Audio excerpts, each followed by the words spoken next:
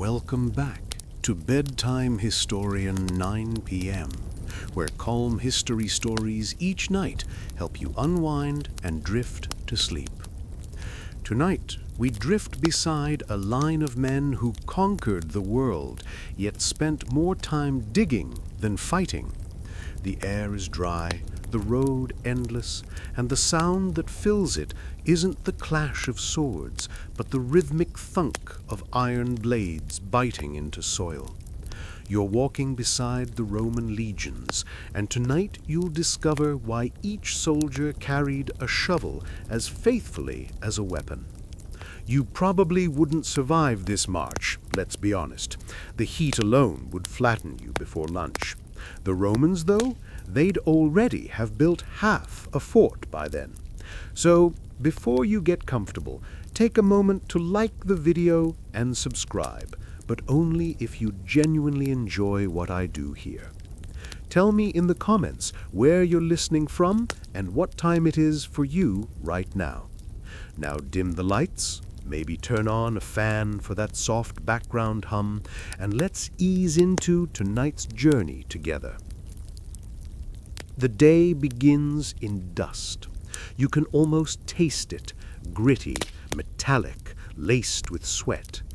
The soldiers ahead of you move in perfect rhythm, 20 miles down already, their sandals kicking up clouds that hang like ghosts.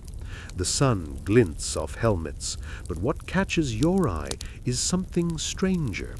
A line of shovels and picks strapped to their backs, as if they're construction workers on holiday. You half expect one of them to break into a whistled tune and start paving the road. But this is the Roman army at its most terrifying, because behind the swords and shields lay something quieter, more enduring: method. The Romans did not trust chance or terrain or even bravery. They trusted preparation. A shovel to them was not a tool of peace, but a weapon of control, over nature, over chaos, over fear. Every evening, no matter how far they'd marched, the legionaries stopped and built a camp. Always. A fortress in miniature, carved from the earth itself. Ditches dug, walls raised, gates aligned to the stars. It was as much ritual as survival. A Roman soldier did not sleep under open skies like some wandering barbarian. He slept behind geometry. Imagine watching 10,000 men arrive at dusk. Within an hour, they've measured, dug, palisaded. Fires glow evenly down straight lines of tents. From a distance, it looks less like an army and more like a city that blooms and vanishes overnight, some strange mechanical flower of discipline. You hear commands barked, "Dolabre," and 1,000 shovels hit the ground. The sound is hypnotic. Thunk, thunk, thunk. Dust rises, gold in the dying light. Somewhere, a centurion walks the line, tapping a vine stick against his thigh. It's not punishment, it's rhythm. Each stroke of earth turned is another heartbeat of empire. And here's the odd part. Most of these men will never fight in a battle, not directly. Their wars are of endurance. The historian Vegetius wrote that victory is born before battle. He meant that every trench dug, every road built, every camp aligned perfectly with the next, these were victories of preparation. A Roman legion could move faster, rest safer, and endure longer than any foe because it carried civilization on its back, complete with surveyors, cooks, blacksmiths, and of course, diggers. Their shovels were the real front line. But this isn't just efficiency, it's psychology. To dig is to claim. To strike your spade into foreign soil is to say, this ground belongs to Rome now. The act itself is half conquest, half prayer. You can almost feel it when you picture the first cut of earth in Gaul, in Egypt, in Britain. The same sun, the same rhythm, the same unspoken promise of permanence. There's a faint irony, though. When you think Roman soldier, you imagine polished armor, heroic poses, cinematic battle scenes. What you don't picture is a man with blisters, covered in dirt, muttering curses at a rock that won't move. Yet that's where the empire truly lived. Not in marble forums, but in trenches carved one shovelful at a time. The soldiers even joked about it. The poet Juvenal once mocked that Rome's heroes were born with a pickaxe in hand.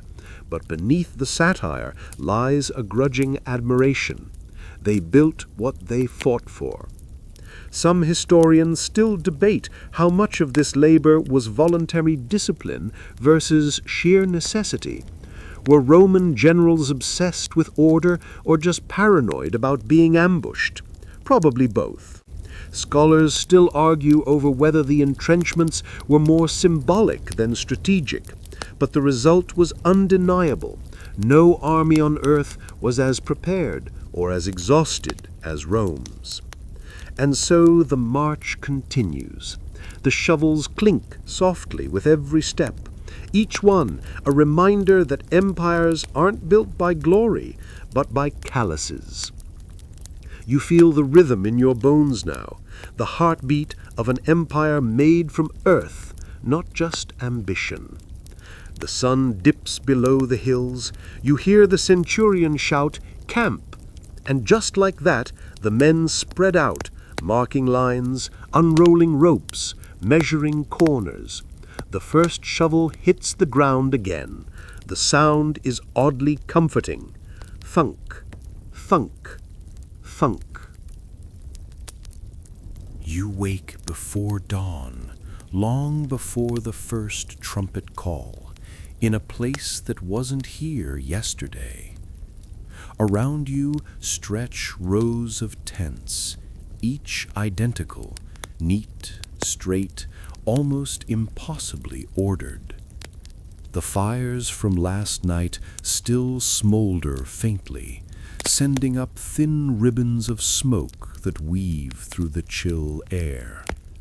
You rub your eyes and remember, you're inside a Roman marching camp, and by tonight this place will vanish again, swallowed by the dust of the next road. The camp is alive before the sun. Someone stokes the coals, a mule brays. The clank of metal against wood rolls like thunder as soldiers pack, fold, and strap everything into place. You might think you're watching an army, but in truth, you're watching a machine, 10,000 moving parts powered by routine. Each legion, in theory, was about 5,000 men, though it could swell much larger with auxiliaries, slaves, and hangers-on. Multiply that by the number of legions Rome fielded at its height, and you start to understand why the empire seemed to pour from nowhere. Wherever they went, they didn't just fight, they built. Roads, forts, aqueducts, even amphitheaters followed their path like footprints in stone. That's the hidden trick of Roman warfare.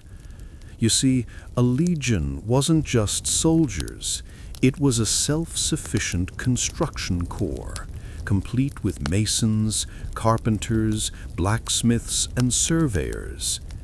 You could drop one anywhere, from the forests of Germania to the sands of Syria, and within days it would transform the wilderness into something distinctly Roman. You can picture it. A legion halts at dusk. The commander points, gestures to a patch of uneven land. Here.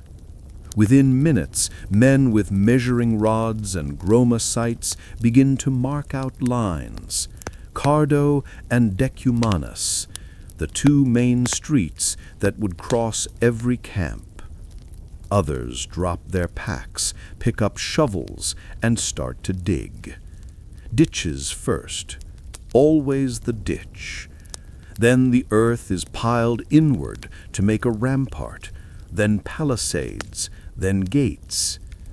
The smell of freshly turned soil fills the air, warm, metallic, oddly comforting. The camp takes shape fast. In an hour or two, it already resembles a small fortress. By nightfall, it's a city, and by dawn, they're gone. But the ghost of geometry remains, a faint square pressed into the land, a Roman signature. Archaeologists still find them today, like faint scars across Europe and North Africa. Perfectly rectangular, always aligned to the same compass points. You could almost set your watch by them if you didn't already know the Romans invented the practice of keeping time in the first place. It's easy to forget that this discipline came from fear as much as pride. The early republic's enemies, Gauls, Carthaginians, Samnites, taught the Romans the cost of carelessness. Ambushes in forests, surprise attacks at dawn, and long nights of panic left scars. The shovel became an answer. A ditch, even shallow, gave protection. A wall, even low, gave morale. And a soldier with a shovel didn't have time to brood about politics or about how far from home he was. You glance at one young man near the trench line. His face is blank, focused. He digs without complaint, even though his hands are blistered. Maybe he joined for glory, dreaming of parades and banners. Instead, he's moving dirt. But that dirt, he knows, might save him tomorrow. Every so often, an officer walks by, checking the slope of the ditch or the width of the wall. He might nod approvingly or correct a measurement with the calm precision of a mathematician. Because this wasn't guesswork, it was engineering. The legions carried measuring tools, stakes, cords, and rules to ensure that every camp was identical. Scholars still debate whether this uniformity was superstition or strategy. Did they think uniform camps pleased the gods, or just kept things efficient? Either way, it worked. Rome's enemies often arrived to find what they thought was an unguarded army suddenly hidden behind earthworks. They built a fortress overnight, wrote one astonished barbarian chronicler centuries later. Where there was nothing, there was Rome. By the time the last tent is struck and the gates opened, the legion is ready to move again. The sun is just cresting the horizon now, and the men shoulder their shovels with the same casual familiarity you might carry a backpack. To them, it's a badge of identity, proof that they belong to the most organized military force on earth. You follow them out, stepping carefully over the trench line. The camp already looks empty, but it leaves behind that faint square mark, the footprint of empire. You wonder how many of these there are. Hundreds, thousands, maybe more, like quiet echoes across continents. The shovel glints again in the light. Somewhere ahead, the next camp is waiting to be born. By mid-morning, the column moves again. Steady, rhythmic, endless. The sound is hypnotic. Sandals crunching gravel, harnesses creaking, and always the faint jingle of iron tools. You can feel it in your chest, like a heartbeat that never stops. Around you, the landscape shifts, a blur of olive trees, distant hills, the occasional villa swallowed by dust. But to the Roman soldier, the world is a grid, measured in miles and marching hours. And every night ends the same way, by building another perfect square in the dirt. It's almost mechanical, yet there's beauty in it. Each camp was a mirror of the last, a reflection of order imposed upon chaos. The Romans called it the castra. If you look at one from above, it resembles the motherboard of a machine. Two main streets, the Cardo Maximus running north-south, and the Decumanus Maximus east-west, meeting at the commander's tent in the exact center. Around that, neat rows of tents stretched in strict formation, centuries, cohorts, legions, each with its assigned space down to the cubit. You walk through one now, the evening before battle. The soldiers move quietly, almost meditatively. Each knows his role.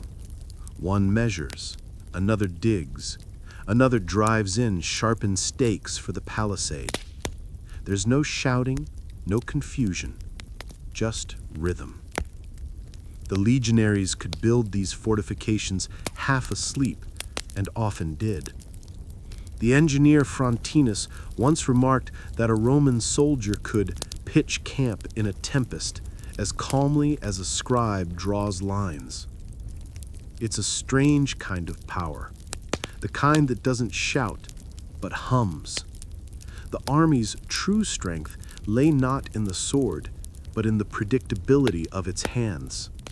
When they finished the perimeter ditch, they'd pile the excavated earth inward, forming an embankment, and reinforce it with sod or logs. Then the gates. 4 of them, always 4. The east gate opened toward the rising sun, the west to the setting one, and the rest aligned with the road and the rear supply line. Imagine it, 10,000 men creating geometry from wilderness every single night. You could set your compass by them. And yet, there's a quiet absurdity here too. Some soldiers joked that the gods of Rome loved straight lines and hated sleep. After all, who else would make you dig a moat after walking 20 miles with 70 pounds of gear? But beneath the humor lay pride. The camp wasn't just protection, it was identity. It told the world, Rome is here now. The historian Polybius, who actually watched these camps being built, described the precision with near religious awe. He claimed that from one end of the empire to the other, every castra looked the same. If a legionary were blindfolded, marched to a random post, and the blindfold removed, he would still know exactly where to find the commander's tent, the stables, the grain store, and even his own sleeping spot. Think of that. Standardization centuries before the word existed. There's a curious scholarly debate about just how standardized these layouts were in practice. Some historians argue that Polybius exaggerated, that terrain, urgency, or weather forced adjustments. Others insist the Romans maintained their mathematical order to a near obsessive degree, no matter the obstacles. The truth likely lies between perfect plans adapted by practical men. Still, the system worked for centuries, which says something about Roman stubbornness and genius. You could almost call the castra a language, understood by every soldier, legible to every enemy. The message was clear: discipline incarnate. As twilight deepens, fires flicker inside the rampart. The smell of stew, smoke, and sweat drifts through the camp. You can hear laughter somewhere. A dice game, probably, or someone telling a joke about a lazy centurion. Despite the fatigue, there's contentment. They're safe for the night, walled in by their own labor. You notice one soldier sharpening his shovel instead of his sword. When you raise an eyebrow, he just grins. He says, "This one saves my life more often." And maybe he's right. The sword wins glory. The shovel wins survival. Outside the walls, the wind moans softly across the open plain, carrying away the day's noise. The legion sleeps, each man cocooned in the order he helped build. Beyond the rampart, the darkness waits. But inside, everything hums with human rhythm, as precise and fleeting as a heartbeat. By morning, they'll march again. By evening, another fortress will rise. And again, the shovels will sing their quiet, metallic lullaby. Thunk, thunk, thunk. By the next morning, the rhythm of the march feels almost hypnotic. Step, breath, clink, dust.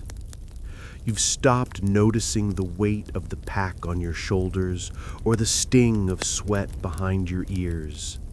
The air smells faintly of iron and oil, of men who live between exhaustion and duty. Somewhere ahead, the centurion shouts a pace correction, and the column flows like a single creature adjusting its stride. You wonder how they keep it up day after day. The answer, as it turns out, is simple: discipline and the kind of training that leaves no room for weakness. Sweat saves blood, the Romans said. It was more than a motto, it was doctrine. Generals like Scipio Africanus and Julius Caesar drilled it into every recruit. The harder you worked before battle, the less you bled during it. And so the legions labored, endlessly, digging, building, hauling logs, cutting ditches. To a Roman commander, idle soldiers were dangerous soldiers. But busy ones conquered the world. You feel the truth of it as the day stretches on. Every mile is a test. You pass broken stones from old roads, Roman roads, built by earlier legions, still smooth after decades. It's strange to realize that those who marched before you left something permanent beneath your feet. Each road, each camp, each wall of earth was both preparation and prophecy. There's humor in this too, though a tired sort. Ancient sources record soldiers joking that they fought fewer men than trees because their generals kept them chopping forests for timber more often than clashing with enemies. Some even gave their commanders sarcastic nicknames: the carpenter, the ditch lover, the mud general. Still, no one doubted the results. A legion that could build as well as it fought could survive anything. Picture one of those generals, perhaps Caesar himself, surveying his troops after a 15-mile march. Dust covers everything: armor, hair, even the inside of your mouth. The heat is merciless. You half expect him to say, "Rest." Instead, he lifts a hand and says, "Entrench." Groans ripple down the line, but no one disobeys. In minutes, the hills echo again with the sound of picks and shovels biting earth. From the outside, it looks like drudgery, but to the Romans, it was ritual. The act of building the camp was part of their identity, almost sacred. It transformed them from a marching mob into a fortified community, part temple, part war machine. Each stroke of the shovel reaffirmed the order of things. Chaos outside, Rome within. And that order, they believed, came from the gods. Mars, god of war, demanded discipline, not rage. To serve him, you didn't just kill, you prepared. The soil you turned wasn't just dirt. It was a silent offering, a promise of victory through sweat. Modern scholars sometimes debate how much of this was strategy versus superstition. Did the soldiers dig because their generals demanded it, or because they believed the act itself pleased the heavens? There's no clear answer, but you suspect both were true. Humans rarely separate faith from habit. You pause for a moment, leaning on your shovel. The world hums with labor. 10,000 men working in rhythm, the kind of sound that becomes background noise until you realize it's shaping everything around you. The trench deepens, the walls rise, the camp takes form once more, familiar and temporary, perfect in its impermanence. Across the ditch, a group of younger soldiers struggles with a heavy stake. One slips, curses, and laughs, his voice hoarse. Someone shouts back a crude joke. You can't help but smile. Even in empire, humanity leaks through the cracks. These men might look invincible, but under the armor, they're just tired and sunburned and hungry, same as you. The cook fires begin before sunset. Small dots of orange that flicker against the blue dusk. The smell of lentil stew mixes with sweat and smoke. Somewhere a mule brays, unimpressed by the grandeur of Rome. The centurion walks past, inspecting the rampart, his vine stick tapping lightly against his palm. Every man stands a little straighter. The ditch's angle is checked, the stakes reinforced, the gates locked. Only then is the camp considered safe. It's in that moment you understand the deeper genius of the Roman army.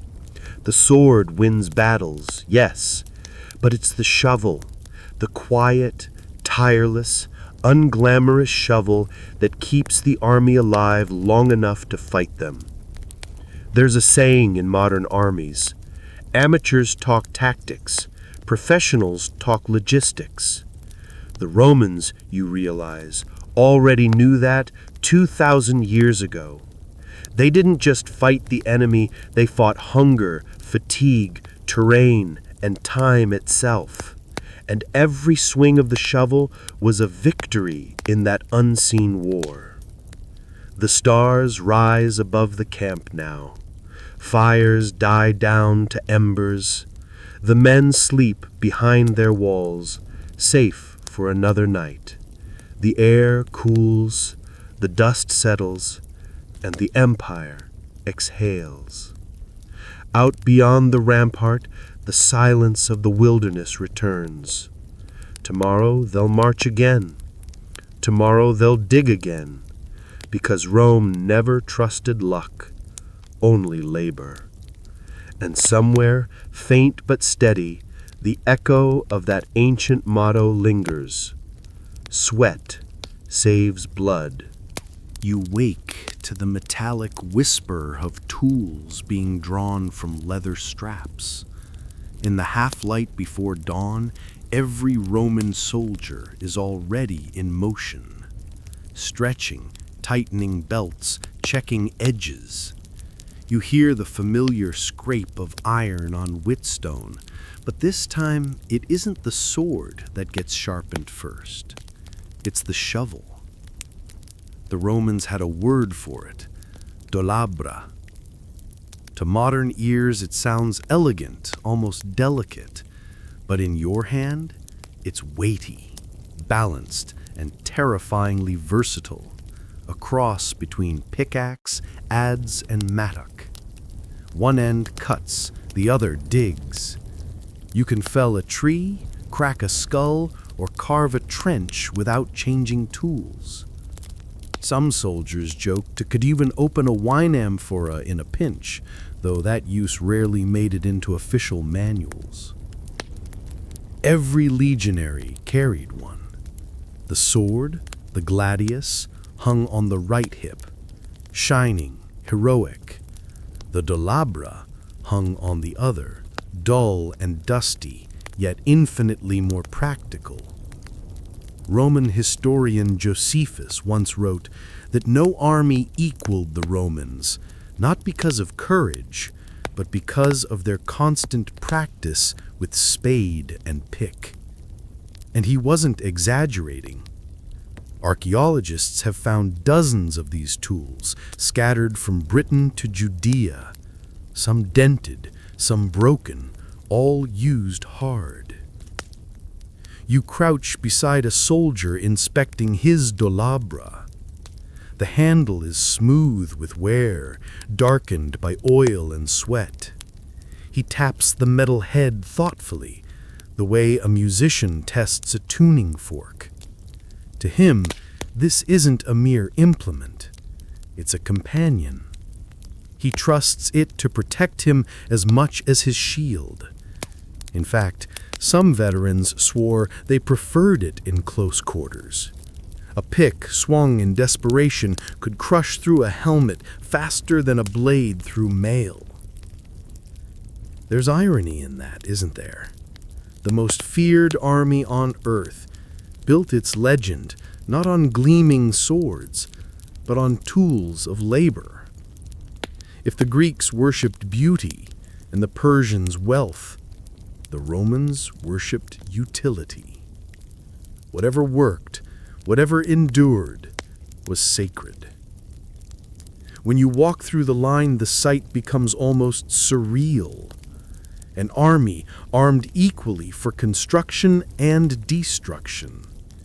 Each soldier's pack contains stakes, ropes, and a small hammer alongside weapons. Together, they could tear down or raise up almost anything: a fortress, a bridge, a siege tower, even a city. And here's where it gets fascinating. The design of the dolabra barely changed for centuries. Later armies copied it almost exactly. The same shape shows up in medieval manuals, in Napoleonic kits, even in modern field entrenching tools. Some historians debate whether the Romans invented it or simply perfected an older design. But the result speaks for itself. It was the Swiss Army knife of the ancient world. Still, it wasn't all glory. Digging was miserable work. Hard clay tore your palms, stones split the edges, and rain turned the trenches into brown rivers that swallowed your sandals. Yet every man did it without complaint, or at least without daring to voice one. The punishment for refusing manual labor could be brutal: lashes, rations withheld, even execution in extreme cases. Rome didn't tolerate laziness, not when survival depended on the collective rhythm of the shovel. You glance toward the officers' tents. Even they, for all their authority, carried smaller versions of the dolabra, not because they needed to dig, but because example mattered. The general's spade was symbolic, a reminder that leadership meant sweating first. The famous general Marius once said, "The earth is the truest test of a soldier." He meant that any fool could swing a sword in panic, but only a disciplined man could dig a trench after a 20-mile march. Modern scholars sometimes argue about this philosophy. Was it purely practical, dig or die? Or did it reflect something deeper, almost moral? Did Rome see toil itself as virtue? The debate continues. But when you look at the empire's vast remains, its roads, fortresses, aqueducts, it's hard to not see the shovel as a kind of creed. The Delabra was democracy in iron. Every soldier, no matter his rank or birth, touched the same soil. Senators might command, emperors might boast, but only the legionaries shaped the literal ground of Rome. Their sweat laid the foundation of every triumphal arch that came after.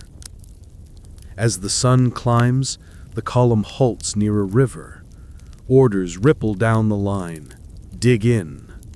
In minutes, the first trenches appear, the sound of iron against gravel ringing like a strange kind of music. You crouch beside them, watching earth fly in perfect arcs. It's monotonous, yet oddly graceful, the choreography of empire. And as you watch, it dawns on you that the Delabra is more than a tool. It's a philosophy forged in metal, that mastery of the world begins not with conquest, but with construction. The sword ends wars. The shovel ensures survival. And Rome, above all, was built to survive. Thunk, thunk, thunk. The sound of civilization, one scoop at a time. The sun is a hammer again, striking bronze off every helmet, gilding the dust with heat. The legion's line has paused on a low ridge, and before anyone can even lower a pack, the centurion calls it out. Entrenchment, standard formation. You can almost hear the collective sigh ripple through the men, but no one argues. They drop their gear, grab their dolabre, and begin the ritual that defines their lives, turning soil into safety. It's here, knee-deep in grit and sweat, that you realize the Roman army's true weapon was not iron, but rhythm. Watch them for 10 minutes and you'll see it. The precision of movement that feels more like choreography than labor. A man strikes with his shovel. His partner lifts the dirt. Another follows behind, leveling the wall. The sound forms a steady heartbeat. Chink, scrape, toss, stamp. Every motion has a purpose. Every breath part of a greater engine. It's hypnotic, almost meditative. You start to understand why some ancient writers compared the legions to machines, living engines of discipline. But it's not the cold precision of obedience that drives them. It's habit, deep as instinct. After years of repetition, the act of digging becomes muscle memory, even comfort. Some veterans reportedly slept better after a hard day's labor than on idle days. Sweat was their lullaby. The dirt itself becomes familiar. They can read it the way sailors read waves. Dry soil for speed, damp soil for strength, sand for walls that won't crumble. A Roman soldier could look at the color of the earth and tell how long the trench would hold. Archaeologists today still marvel at their methods. Perfect drainage angles, layered defenses, even small escape notches in the corners for surprise charges. These weren't random ditches, they were engineering statements. That's the irony most outsiders missed. Rome didn't conquer the world by brute force, it did it by procedure. Where other armies relied on passion or charisma, Rome relied on repetition. Dirt and discipline were the twin gods of empire. And that discipline ran deep. A soldier who failed to dig his assigned length of ditch could be punished, even if he'd fought bravely the day before. The logic was cruel but clear. Courage might win a moment, but discipline built eternity. To the Roman mind, a man who refused to sweat for safety was a greater threat than any barbarian. You watch the centurion pacing the line. His eyes are sharp but not cruel. He carries no whip. He doesn't need one. His presence alone is enough. When he speaks, it's more like a craftsman giving orders to apprentices than a tyrant shouting at slaves. Deeper here, pack that soil tighter. Align the palisade with the wind. You can almost hear pride in his tone. This isn't punishment, it's perfection. A gust of wind brings the smell of turned earth, sharp and raw. The men's faces glisten with effort, and for a moment you realize this exact posture hasn't changed in thousands of years. Soldiers in every age, on every continent, have knelt to the same ground, shaping it into shelter. Rome just made it an art form. There's something deeply human about it, too. Each shovelful is an act of defiance against nature, a statement that the wilderness can be tamed, that chaos can be measured and contained. You see it in the walls that rise from the soil, straight lines cutting across wild terrain. Even the barbarians who mocked Roman toil must have felt the chill of realization when they saw those ramparts gleaming in torchlight. You can almost imagine them whispering, "These men don't sleep, they build." And indeed, that's what terrified Rome's enemies the most. Not bravery, but relentlessness. They fought an army that didn't rest. To them, the sight of men digging was worse than seeing them fight, because digging meant permanence. It meant Rome wasn't passing through, it was moving in. Historians still argue whether the relentless labor of the legions was sustainable or if it burned them out in the end. Did the constant toil forge unbreakable unity or wear men down until they broke? There are records of mutinies, yes, but far fewer than you'd expect for such a vast empire. Maybe the answer lies in the strange psychology of shared exhaustion. When everyone sweats together, the hierarchy blurs. Commanders and soldiers alike become comrades in fatigue. By dusk, the new camp takes shape, a near copy of the last. Ditches dug, walls compacted, tents aligned, fires kindled. The air hums with quiet satisfaction.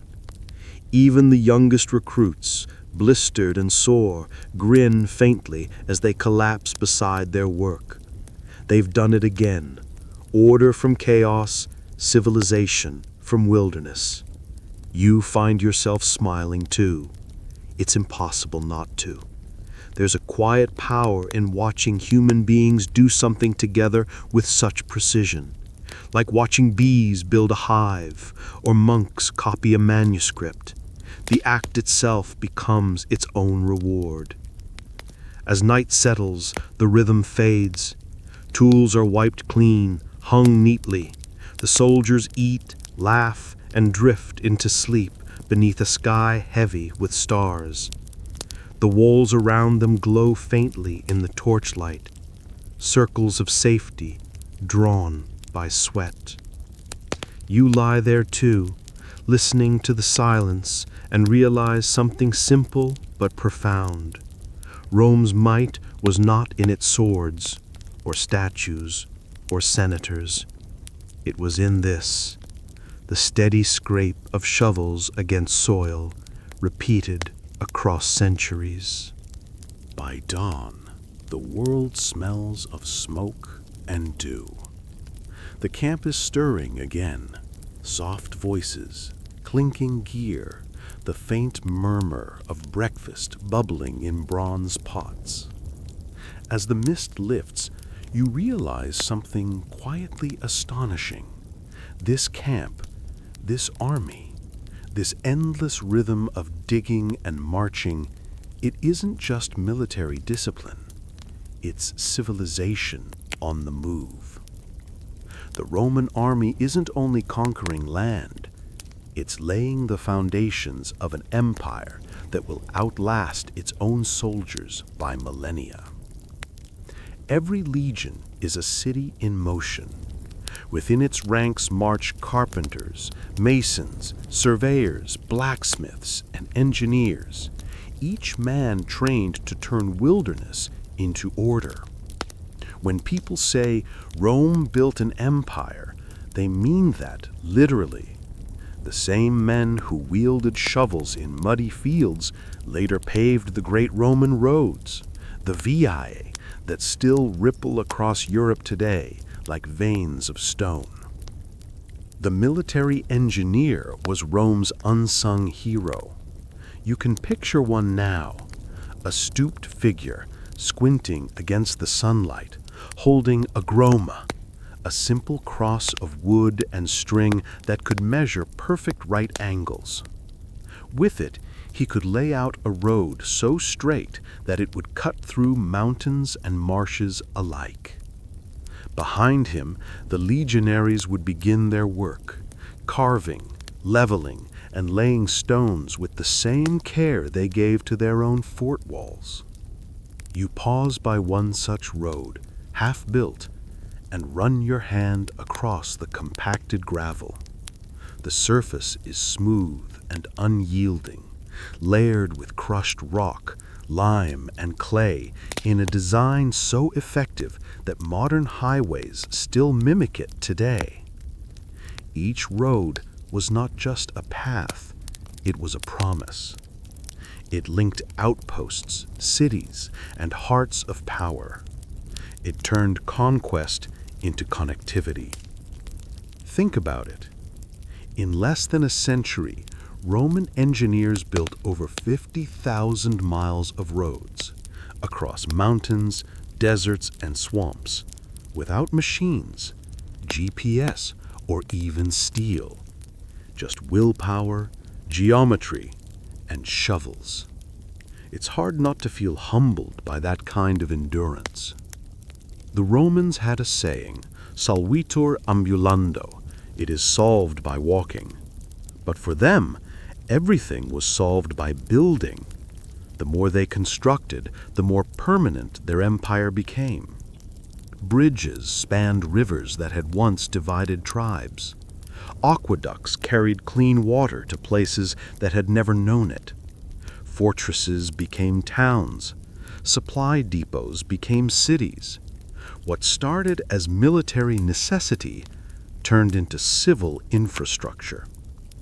You can still trace this transformation in the ruins. Take Britain, for instance.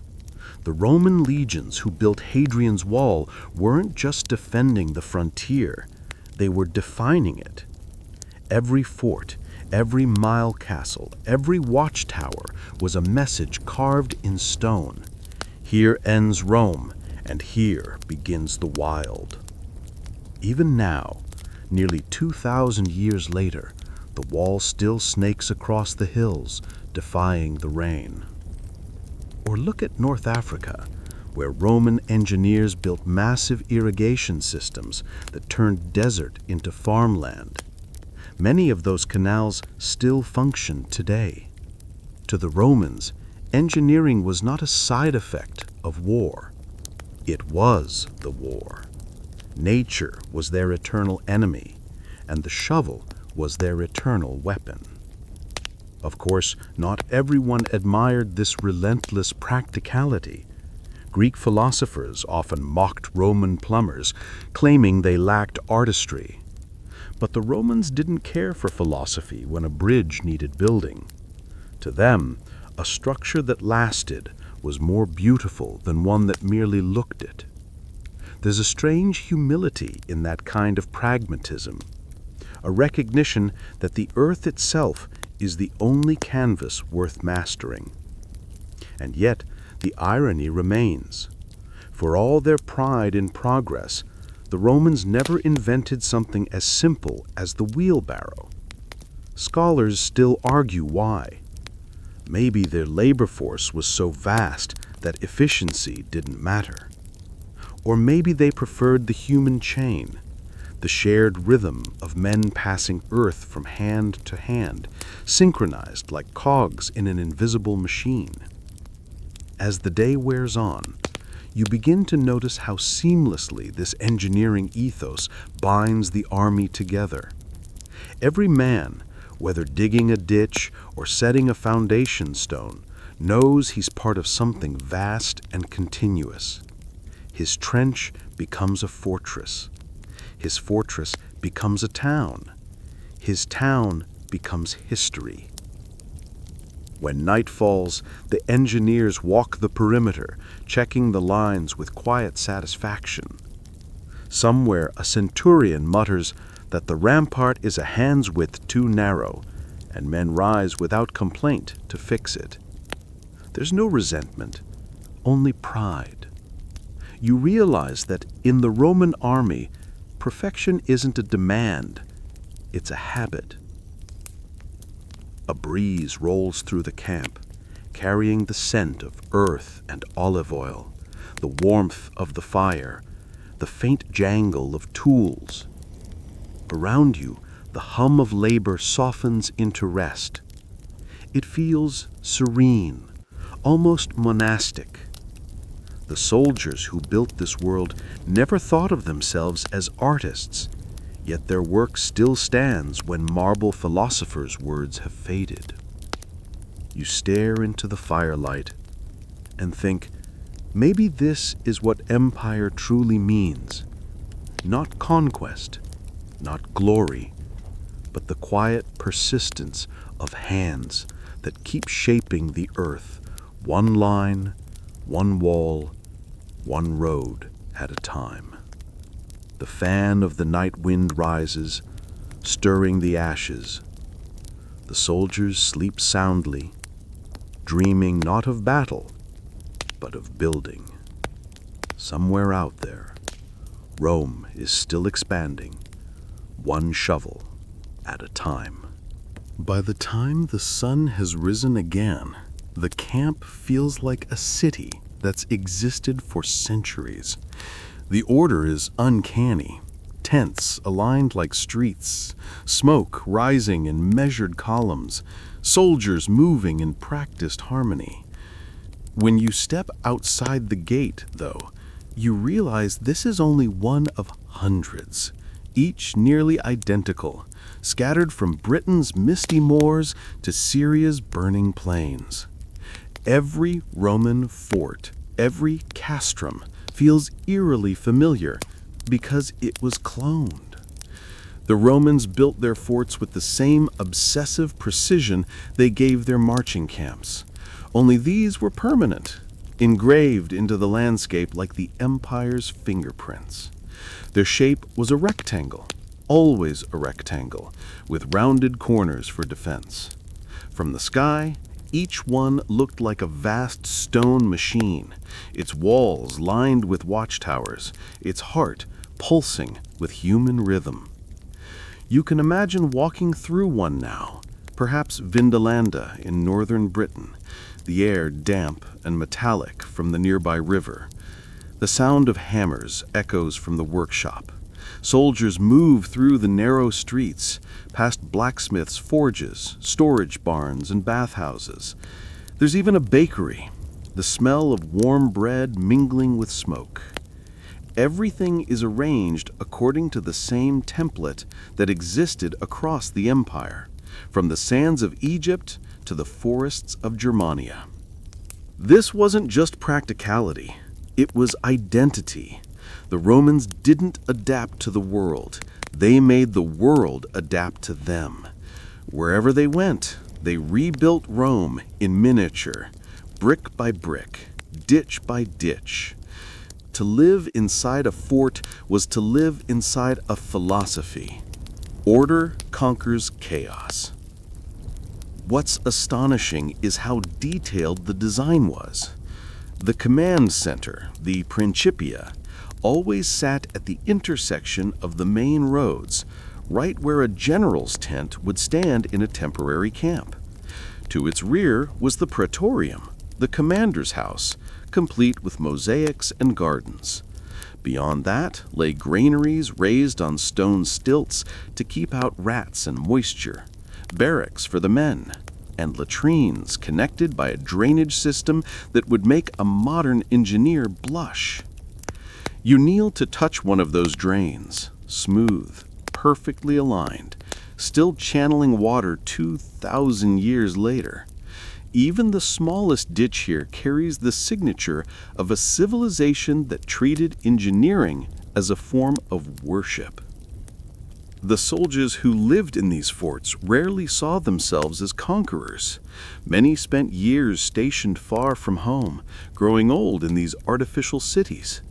They built farms outside the walls, married locals, raised families.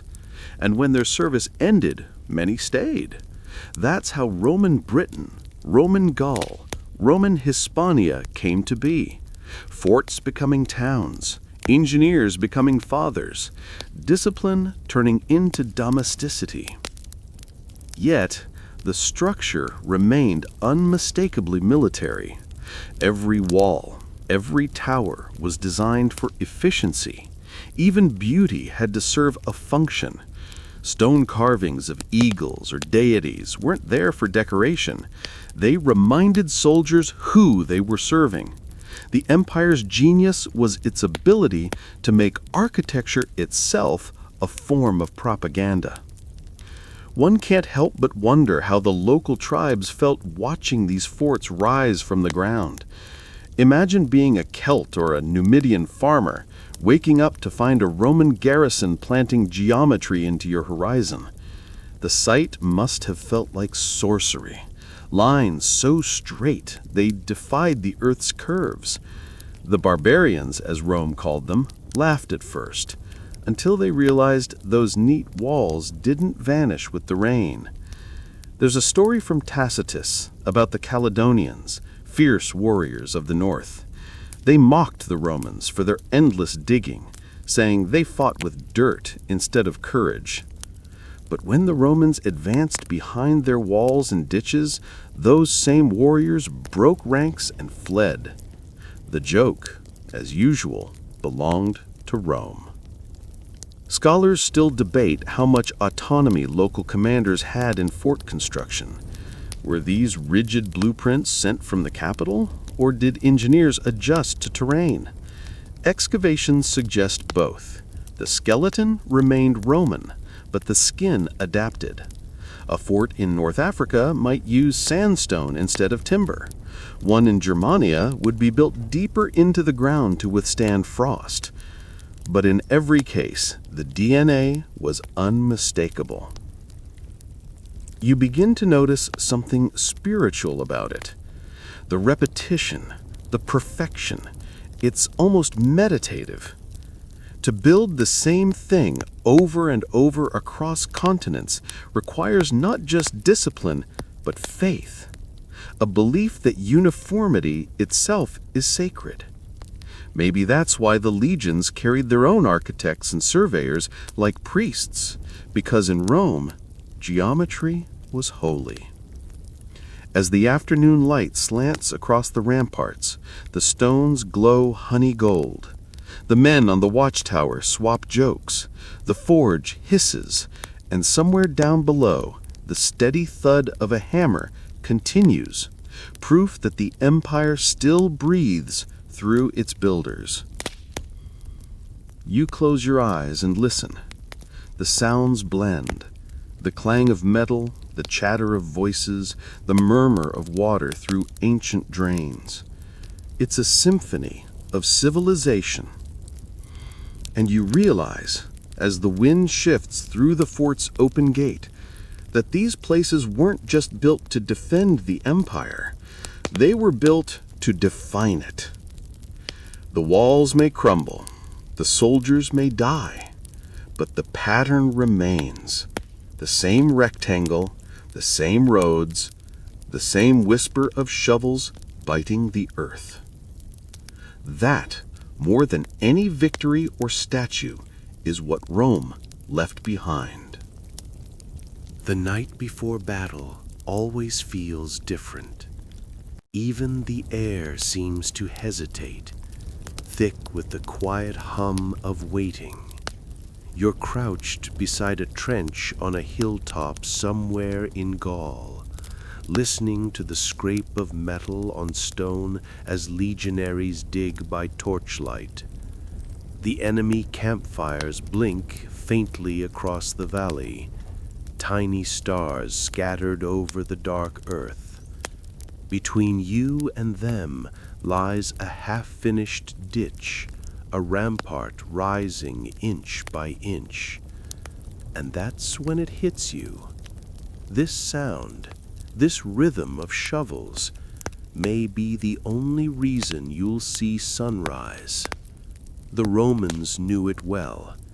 Every time they stopped to rest, they fortified. It didn't matter if they were a day's march from home or deep in hostile territory.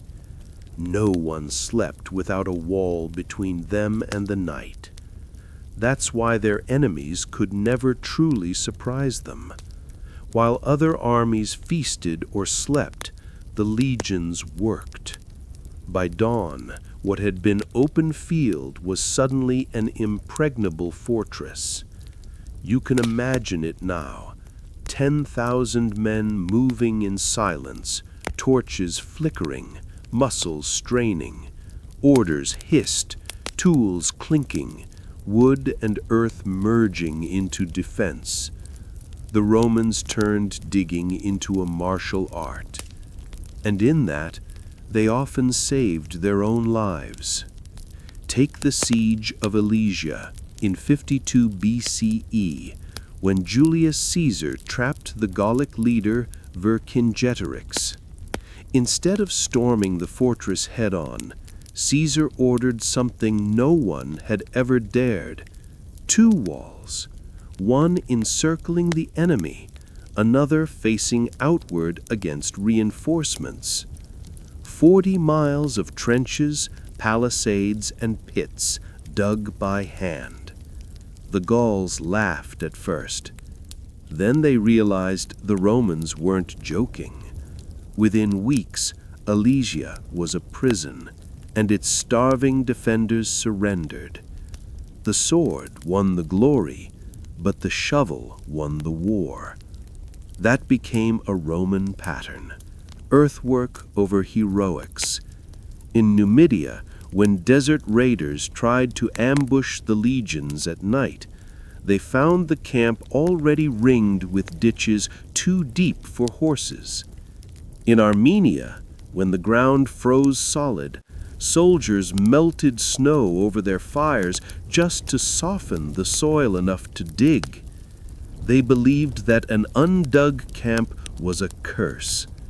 Some generals even delayed attacks if the fortifications weren't complete.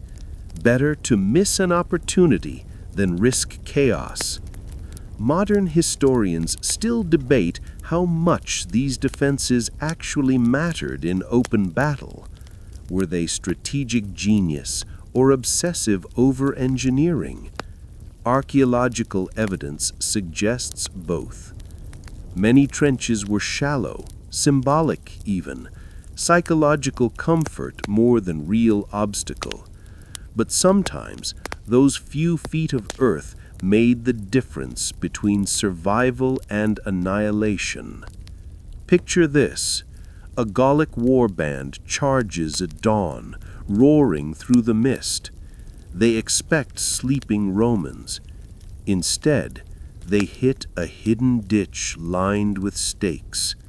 The first line collapses, the second hesitates, and by then the Roman horns are sounding. Legionaries pour over the rampart, rested, organized, unhurried. In minutes, the chaos outside turns to silence. All because, hours before, Someone had decided to dig. You look around the trench line now and see the same wearied determination. One soldier is singing softly through his teeth. Another wipes mud from his brow with the back of a hand. No one complains. They don't need to. They've seen what happens when you skip the shovel work. Somewhere, maybe on another campaign, they've buried friends who didn't have time to build their walls. Even the generals learned to respect it. Caesar famously joined his men in digging when morale faltered. Other commanders, Scipio, Trajan, Hadrian, were known to check ditch depth personally, measuring with their own staffs. The gesture wasn't vanity, it was solidarity. The act of turning earth united officer and foot soldier alike. There's a quiet dignity to that image. The most powerful men in the world stooping to carve trenches in silence. You can almost hear the scrape of their blades and the steady breath that binds them all together. As you rest your own shovel against your shoulder, you wonder how many times this moment has repeated. Thousands, maybe tens of thousands. Each trench dug, each rampart raised, another heartbeat in the empire's long pulse. Somewhere in the darkness, thunder grumbles. Rain begins to fall, light at first, then heavier. The men don't stop. The torches hiss, steam rising where drops hit the hot iron. The ditch becomes a river of mud, and still they work, knee-deep, grim and methodical. By the time dawn breaks, the fortifications gleam wet and solid. The enemy camp beyond is stirring, unaware that the battlefield has already been decided. You glance at the horizon, where the first streak of gold spills over the hills, and feel the familiar sense of inevitability. The Romans understood something their foes never quite grasped. A war isn't won by who swings first, but who prepares longest. In the rising light, the shovels fall silent. The camp stands ready. You can almost hear the empire exhale. The morning mist burns away, revealing a shimmer of movement. Thousands of men tightening straps, checking gear, preparing to march again. You watch as one soldier adjusts the weight of his pack, a burden that seems to hold half the world inside it. There's a dull metallic rattle as he shifts it on his shoulder, and for the first time, you begin to understand just how much each Roman carried. A fully equipped legionary was a walking toolkit. His burden wasn't just the sword and shield, but the entire infrastructure of survival. In that pack, called a sarcina, lay a world of necessity. Iron shovel, pick, hammer, nails, stakes, rope, spare sandals, rations of grain, a cooking pot, and even a small hand mill to grind it. By modern standards, it could weigh up to 40 kilograms, sometimes more. And yet they marched 20 miles a day, as if the load were nothing but another layer of discipline. The nickname they earned for it was cruel and affectionate, Muli Mariani, meaning Marius's mules. The general Gaius Marius, famed for his reforms, had stripped away the army's wagons and forced every man to carry his own gear. It was brutal efficiency, but it worked. Freed from slow baggage trains, the legions could move faster than any army before them.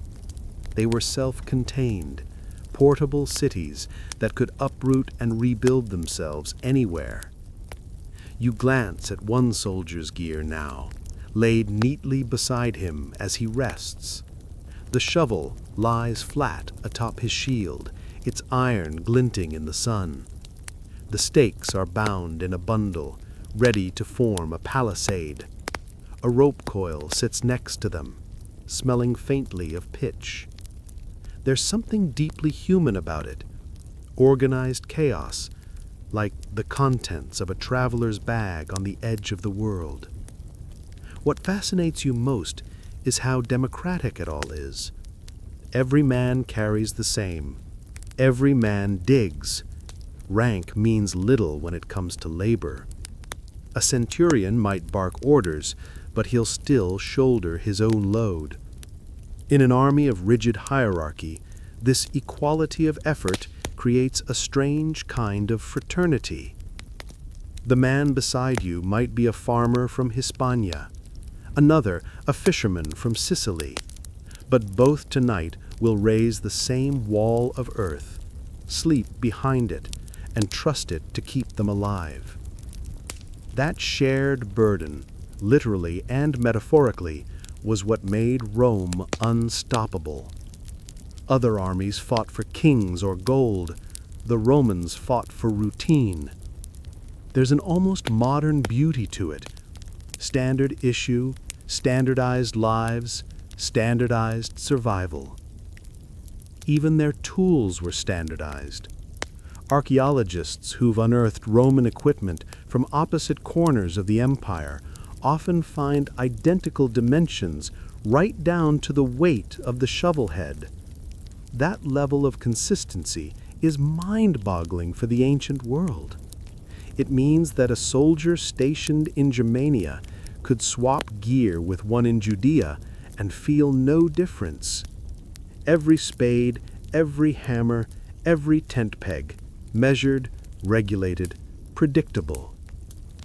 And that predictability, oddly enough, was comforting. Soldiers wrote home about missing the rhythm of digging or the security of the camp walls. To modern ears, it sounds absurd. Who misses a trench? But for men living on the edge of empire, routine was the only certainty they had. There's a quirky story from a Roman fort on the Rhine. Archaeologists found a small leather tag attached to a soldier's tool bag. Scrawled on it in crude Latin was one line: "Don't lose me. I built this place." You can almost hear the pride behind it, the weary humor of a man who knew his labor mattered. He wasn't just a cog in the machine. He was the machine. Still, the work took its toll. Imagine months of carrying that weight, of sleeping on hard ground, of digging until your hands blistered and your nails blackened. The physical strain was immense, and yet morale remained remarkably high. Historians still puzzle over how Rome managed that balance between oppression and loyalty. Some credit the promise of citizenship and land. Others say it was the sheer professionalism of the legions, the knowledge that competence, not chaos, ruled their world. You take a step closer to one of the pack mules, a real one this time, and it snorts softly, shaking its mane. Around you, men are already striking tents, bundling stakes, and fastening their tools. The camp's geometry unravels as quickly as it was formed. Within an hour, this place will vanish, leaving only the faint square imprint of order pressed into the soil.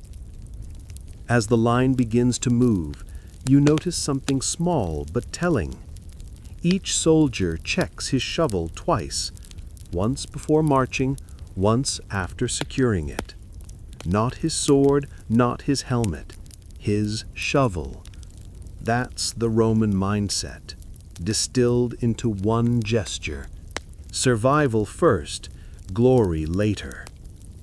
The column stretches out endless, shimmering in the heat haze. The tools plink in rhythm with each step, a faint metallic chorus marking the empire's advance. Somewhere ahead lies another hill, another ditch to dig, another wall to raise. And though the soldiers may grumble, you can sense it in their pace. They wouldn't have it any other way. This isn't drudgery, it's identity. Rome doesn't march on courage. Rome marches on preparation. And preparation, as always, starts with the shovel. By late afternoon, the road blurs in the heat.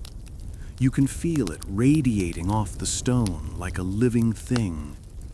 The soldiers march in silence now, too tired for jokes, too focused to complain. Yet even in their weariness, you notice something remarkable. They carry their tools like emblems, not burdens. The shovel, the pick, the stakes, each one has become a symbol of something far deeper than utility.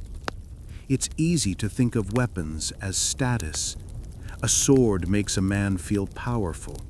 A shield makes him feel safe. But a shovel, what could it possibly make him feel? The answer, it seems, is Roman. You pause by the side of the road as a centurion stops to rest. He drives his shovel into the earth like a standard and leans on it, squinting at the horizon. Around him, others do the same. For a moment, the road looks like a forest of iron stems growing from the ground. Hundreds of dull, dirt-streaked blades, each representing the same idea: work before glory. That was Rome's secret creed: labor omnia vincit. Work conquers all. Not passion, not luck, not even divine favor, just labor. To the Romans, toil wasn't a punishment handed down from the gods. It was proof of worth. The shovel wasn't just a tool of survival. It was a moral instrument. It told the world that order comes only through effort, and that civilization itself is nothing more than the discipline to build it again and again wherever you stand. You think of the great monuments, roads, aqueducts, temples, and realize every single one began with a soldier's spade biting into the ground. The Colosseum's foundations, the walls of Londinium, the bridge across the Danube, all born from the same motion: a hand gripping wood, a blade sinking into soil. The empire's real architects weren't the emperors or the architects. They were the men whose names history never learned. There's something humbling about that. You imagine one of those soldiers, nameless, long dead, his work still holding up a city street or channeling rainwater off a roof. He's forgotten, but his geometry remains. The earth remembers every stroke. Even Roman poets caught on to this symbolism. Virgil wrote of the noble labor that tames the world. Pliny the Elder described the shovel as a citizen's virtue made iron. And centuries later, Christian monks would copy those lines, unknowingly carrying Rome's ethic of work into a new civilization. The empire fell, but its rhythm, the daily act of shaping the world by hand, never stopped. Scholars sometimes debate whether the Romans were conscious of this philosophy or if it simply emerged from habit. Did they truly see labor as sacred, or was it just efficient governance disguised as virtue? The question lingers in every trench they left behind. Yet perhaps it doesn't matter. Whether by faith or fatigue, they built a moral universe where effort was holiness. You can see it in the way the soldiers treat their tools. They sharpen them, oil them, hang them carefully beside their packs. A damaged shovel earns the same scolding as a rusty sword. Some even decorate the handles with carvings, spirals, initials, small prayers scratched into the wood. One particularly battered spade unearthed in Dacia bears the faint engraving Fortuna faveat labore, may fortune favor the worker. Even the commanders understood the symbolism. A general entering a conquered city might carry his delabra during inspection, a quiet message that victory came not from divine right, but from human effort. The contrast with other cultures was stark. Where Persians or Egyptians celebrated divine kingship, Rome celebrated sweat. The gods might bless you, but only after you'd earned it with calloused hands. As the column halts for evening rest, you watch the men set up another temporary camp. There's no ceremony, no triumph, just the same unending repetition of digging, lifting, building. And yet, as the walls rise around you, you begin to feel it, the strange peace that comes from routine. The sound of shovels is no longer harsh. It's steady, grounding, almost soothing. One soldier grins at you as he works. "We're not just soldiers," he says, his voice low. "We're Rome." You believe him, because in that moment, you finally understand. The shovel isn't just a piece of iron. It's a philosophy forged into form. The belief that greatness isn't granted. It's dug. By twilight, the camp glows golden under the first stars. The walls are finished, the fires lit, and the tools lined neatly along the rampart, catching the last of the light. They gleam not like weapons, but like relics. Tomorrow, those same shovels will bite into new soil, and the empire, steady, relentless, will expand by another invisible inch. The next morning dawns quiet and gray, the kind of stillness that makes every sound feel amplified. The crunch of gravel underfoot, the faint creak of leather, the soft clink of iron tools. The Legion stirs with its usual precision, but something feels different today. There's no urgency, no barking orders. The work that begins now has a rhythm that feels almost reverent. You realize it slowly. This isn't just labor, it's ritual. To watch a Roman legion dig is to witness ceremony. Every movement has a pattern, a cadence, a meaning honed by years of repetition. The first trench is always measured exactly. The stakes are driven at fixed intervals. The earth is piled at a precise angle. The soldiers barely speak. They don't need to. Each one knows his place in the rhythm. It's as if they're praying with their hands. The act of digging, of shaping the land, has become their daily meditation. Each stroke of the shovel is a small affirmation of order against chaos. For the Roman soldier, there's no division between the physical and the spiritual. The body's discipline is the soul's. You can feel it in the air, this quiet faith in structure, this unspoken trust that the world makes sense when you're the one drawing its boundaries. Some ancient writers hinted at this strange sanctity. Livy described the army's camp building as a ritual of purification through labor. Plutarch compared it to laying foundations for temples. And when you think about it, they weren't far off. The castra, that perfect grid of ditches, ramparts, and tents, wasn't just a military installation. It was a sacred geometry, a miniature reflection of Roman order itself. The earth, chaotic and wild, became sanctified once it bore the imprint of human hands. You can imagine the feeling, the sound of synchronized digging, the smell of fresh soil, the rhythm of breath and motion, all of it blending into something hypnotic. After a while, the boundary between man and earth blurs. You don't conquer nature, you commune with it. You tell it where to rise, where to fall, where to hold your weight. Even the timing of the work followed celestial order. The camp's main roads, the Cardo and Decumanus, were often aligned with the path of the sun. The east gate faced dawn, a quiet salute to the day. The west gate faced dusk, a nod to its end.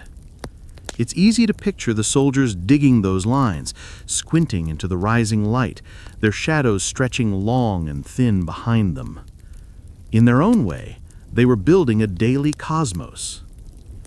It's tempting to think of this as superstition, but modern scholars argue otherwise. The Romans weren't mystical about their labor. They were philosophical. For them, order itself was divine. The act of creating structure was an act of reverence, a promise that the world could be understood through reason, measurement, and will. You catch a glimpse of it in their faces now, dusty, sunburned, expressionless but calm. These aren't men daydreaming of home or fortune. These are artisans of safety, masters of endurance.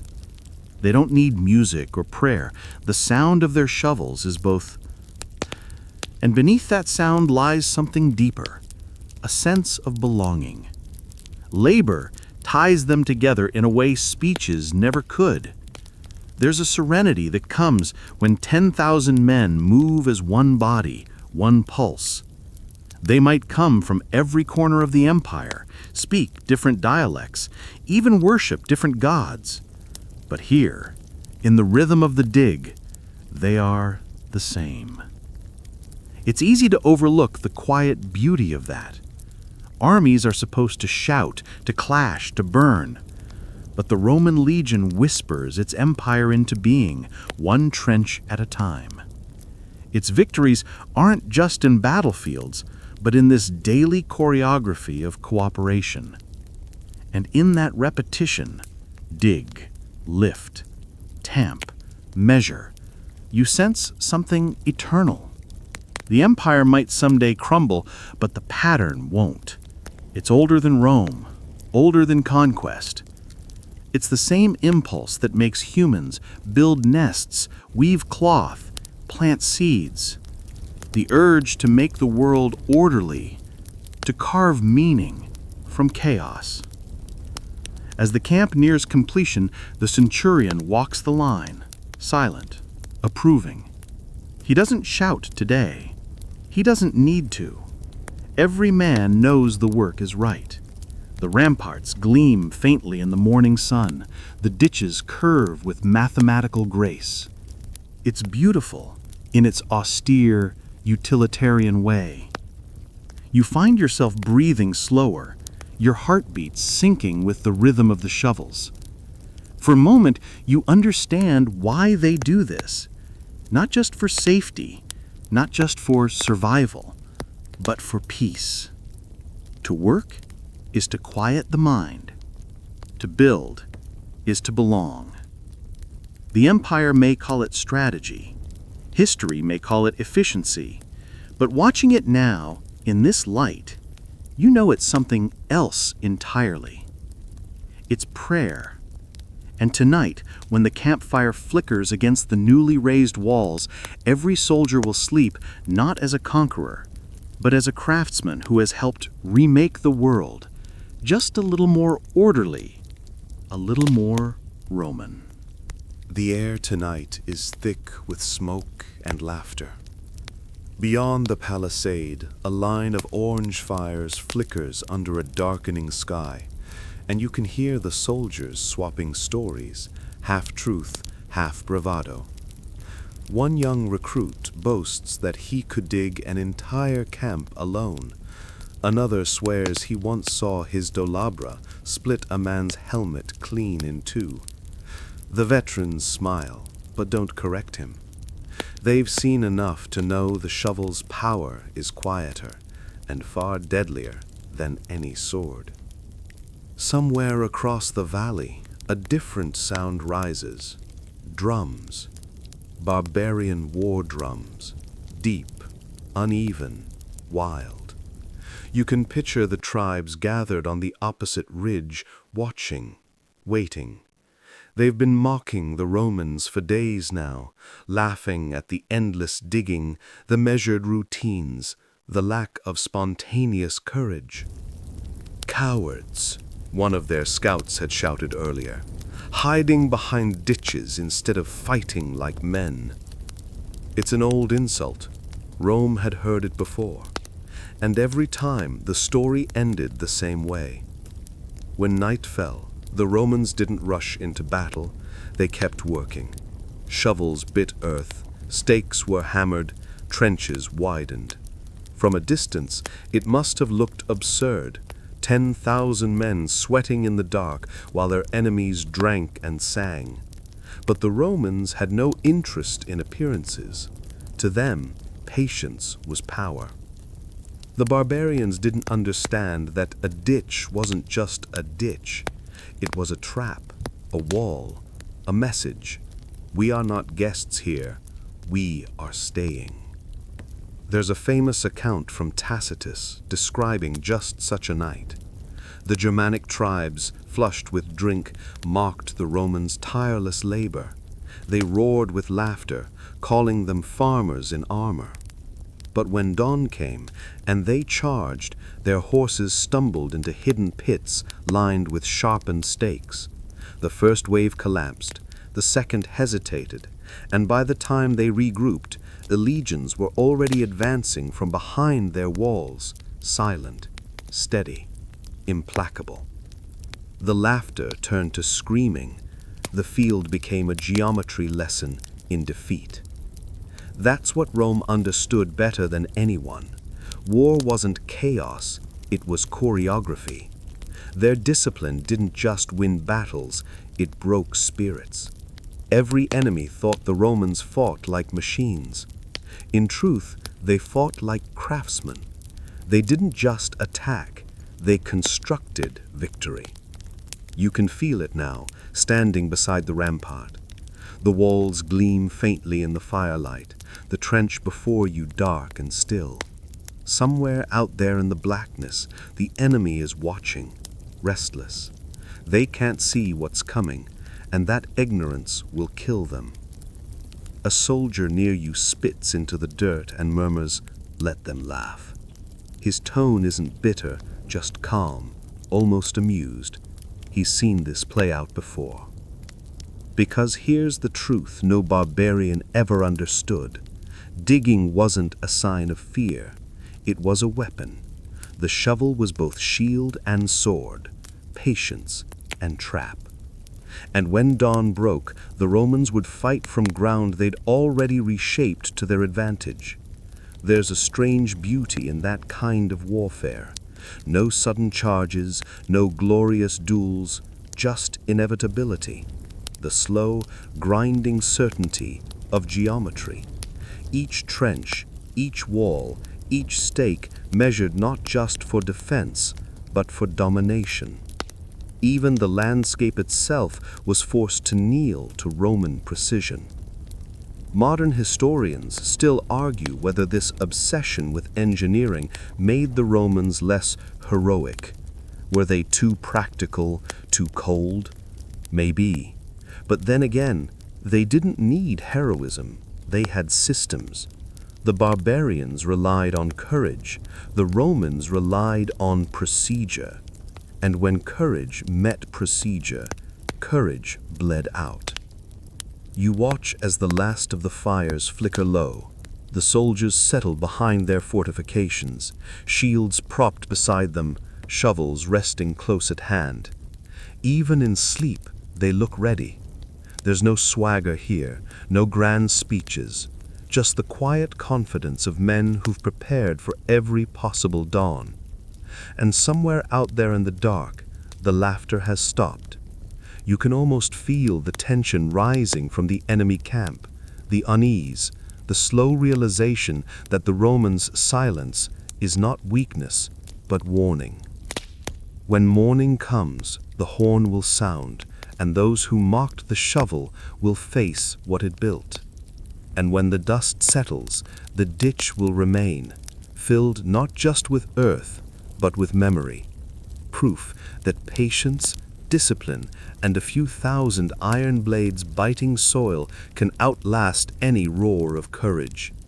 You glance down at your own hands, rough with dirt, and can't help smiling. They called it cowardice, but you know better.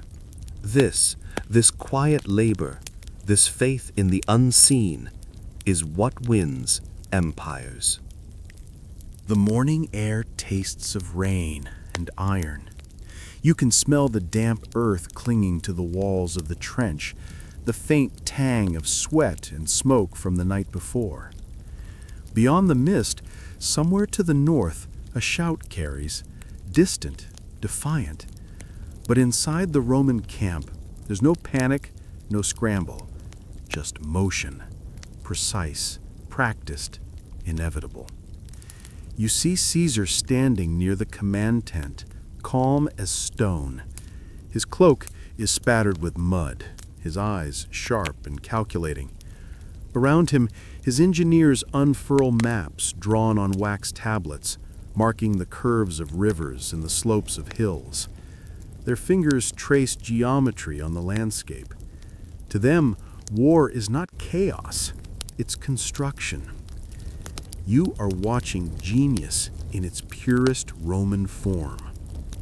At Alesia, the Gauls had mocked Caesar's insistence on digging. Does he think he can cage an army with ditches? They sneered. The answer, of course, was yes, twice over. Caesar didn't build one line of fortifications. He built two. An inner wall to contain the besieged Gauls, and an outer wall to repel the reinforcements rushing to save them. Imagine it, a double halo of earth and wood 40 miles long, wrapping around the city and the countryside beyond. Ditches so deep a horse would vanish in them. Palisades thick enough to stop arrows. And hidden in the grass, lilies, the soldiers called them, concealed pits lined with sharpened stakes, waiting for any who dared to charge. It took weeks of back-breaking labor. Rain poured, mud swallowed sandals, hands blistered. But the legions kept digging. Some historians estimate that over 30,000 men worked day and night, carving the land into a weapon. You can almost hear it, the constant, rhythmic heartbeat of empire. Thunk, scrape, haul, repeat. And when the battle came, it was as if the earth itself fought for Rome. The Gauls attacked from both sides, screaming, countless, desperate. They threw themselves against the inner wall, the outer wall, the trenches, the traps. Each assault broke against the geometry Caesar had drawn into the soil. The more they charged, the more the ground betrayed them. The same earth they had mocked turned traitor under their feet. By sunset, Alesia was silent. Vercingetorix, once the pride of Gaul, surrendered his sword. Caesar barely smiled. For him, it was not triumph, but proof of principle. He'd turned dirt into destiny. You can see it in his writings later, the way he describes fortifications not as barriers, but as arguments. A well-dug ditch, he wrote, is worth 10,000 men. Scholars still debate whether he was exaggerating, but perhaps he wasn't. In the Roman mind, labor wasn't a substitute for courage. It was its highest form. That battle became legend, studied for centuries. Even modern military academies analyze it, marveling at the precision and foresight. But for the soldiers who dug those lines, it was simpler. They didn't think in grand strategy. They just knew that when Caesar told them to build, he was building their safety, their certainty, their victory. And it wasn't just Alesia. Every campaign bore Caesar's obsession with earthworks, his walls, his bridges, his trenches across rivers and marshes. When his men once faced the flooding of the Rhine, he ordered an entire floating roadway to be built in days. The soldiers grumbled, but they trusted him, because every time he said dig, survival followed. There's a quiet irony in that, isn't there? Caesar's name became synonymous with conquest, ambition, even tyranny. But what truly defined his genius wasn't the sword. It was the shovel. His wars weren't won through reckless charge, but through control. Control of men, of time, of terrain. Modern readers often miss the poetry in that. The Commentarii, his war memoirs, are cold, factual, stripped of emotion. But if you listen between the lines, you can hear the rhythm of labor, the pulse of preparation. His prose is as exact as his camps, every sentence built with the same symmetry as a rampart. It's not hard to imagine him watching his men dig by torchlight, rain dripping from his cloak, whispering to himself that order is the only true victory. As you stand there beside the trench, you begin to understand that Rome's real magic wasn't its legions, it was its logistics. Every ditch, every stake, every grain of earth turned in discipline became part of a larger spell, an empire not of gods, but of geometry. The rain eases, the sky glows faintly gold along the horizon. Caesar turns to his officers and nods once. Somewhere, a trumpet sounds, the signal to advance. And as the soldiers shoulder their tools, you realize that this isn't an army of men. It's an army of builders reshaping the world itself. The sword might win a day. The shovel wins the century. The war drums have long gone silent, but their echo remains in the rhythm of hammer and chisel. You stand now in a different Rome, not the Rome of marching columns and temporary camps, but of measured permanence. Around you stretch stone walls that seem to breathe with the memory of those old trenches. Every aqueduct arch, every road slab, every fortress tower carries the same silent signature, the mark of the legionary engineer. You can almost see them still, ghost-like beneath the scaffolds. Men who once built in haste now build forever. They've traded muddy fields for marble foundations, but the motions are the same. Dig, measure, align, reinforce. The discipline that kept them alive in war has become the blueprint of peace. These quiet architects of empire rarely received statues or songs. History remembers generals, not surveyors. Yet it was the architectus legionis, the engineer officer, who determined how far the empire could truly reach. His tools were humble, a groma for right angles, a corabites for leveling, a wax tablet for notes. But with those, he drew lines that still shape continents. Follow one of those lines north from the Alps, and you'll find the straight scar of the Via Claudia Augusta, carved through rock and forest alike. Its slope never exceeds the gradient a mule could bear, because some nameless Roman once calculated every inch by hand. Head west and you meet the Pont du Gard in Gaul, its arches so precise that modern builders still measure them in disbelief. Head east to Judea or Egypt, and the same geometry appears again, adapted to sand and sun. A single style multiplied across worlds. That was the genius of Rome. The legion never simply passed through a place, it imprinted it. Every fortress became a future city, every supply base a seed. The engineers didn't just build for strategy, they built for memory. Even now, dig beneath the cobbles of London or Cologne, and you'll strike the bones of a Roman fort, its drains still aligned, its post holes still exact. You walk through one such ruin at dusk. Grass has crept over the old rampart, softening its edges, but the layout is unmistakable. Perfect rectangle, gates at the cardinal points, the Principia at center.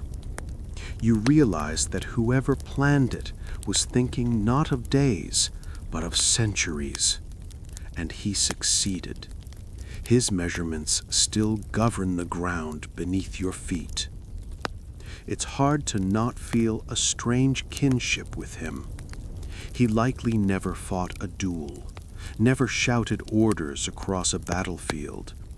Yet his work outlasted every conqueror. He and his team, the Fabri, the craftsmen of the legions, were the empire's quiet immortals.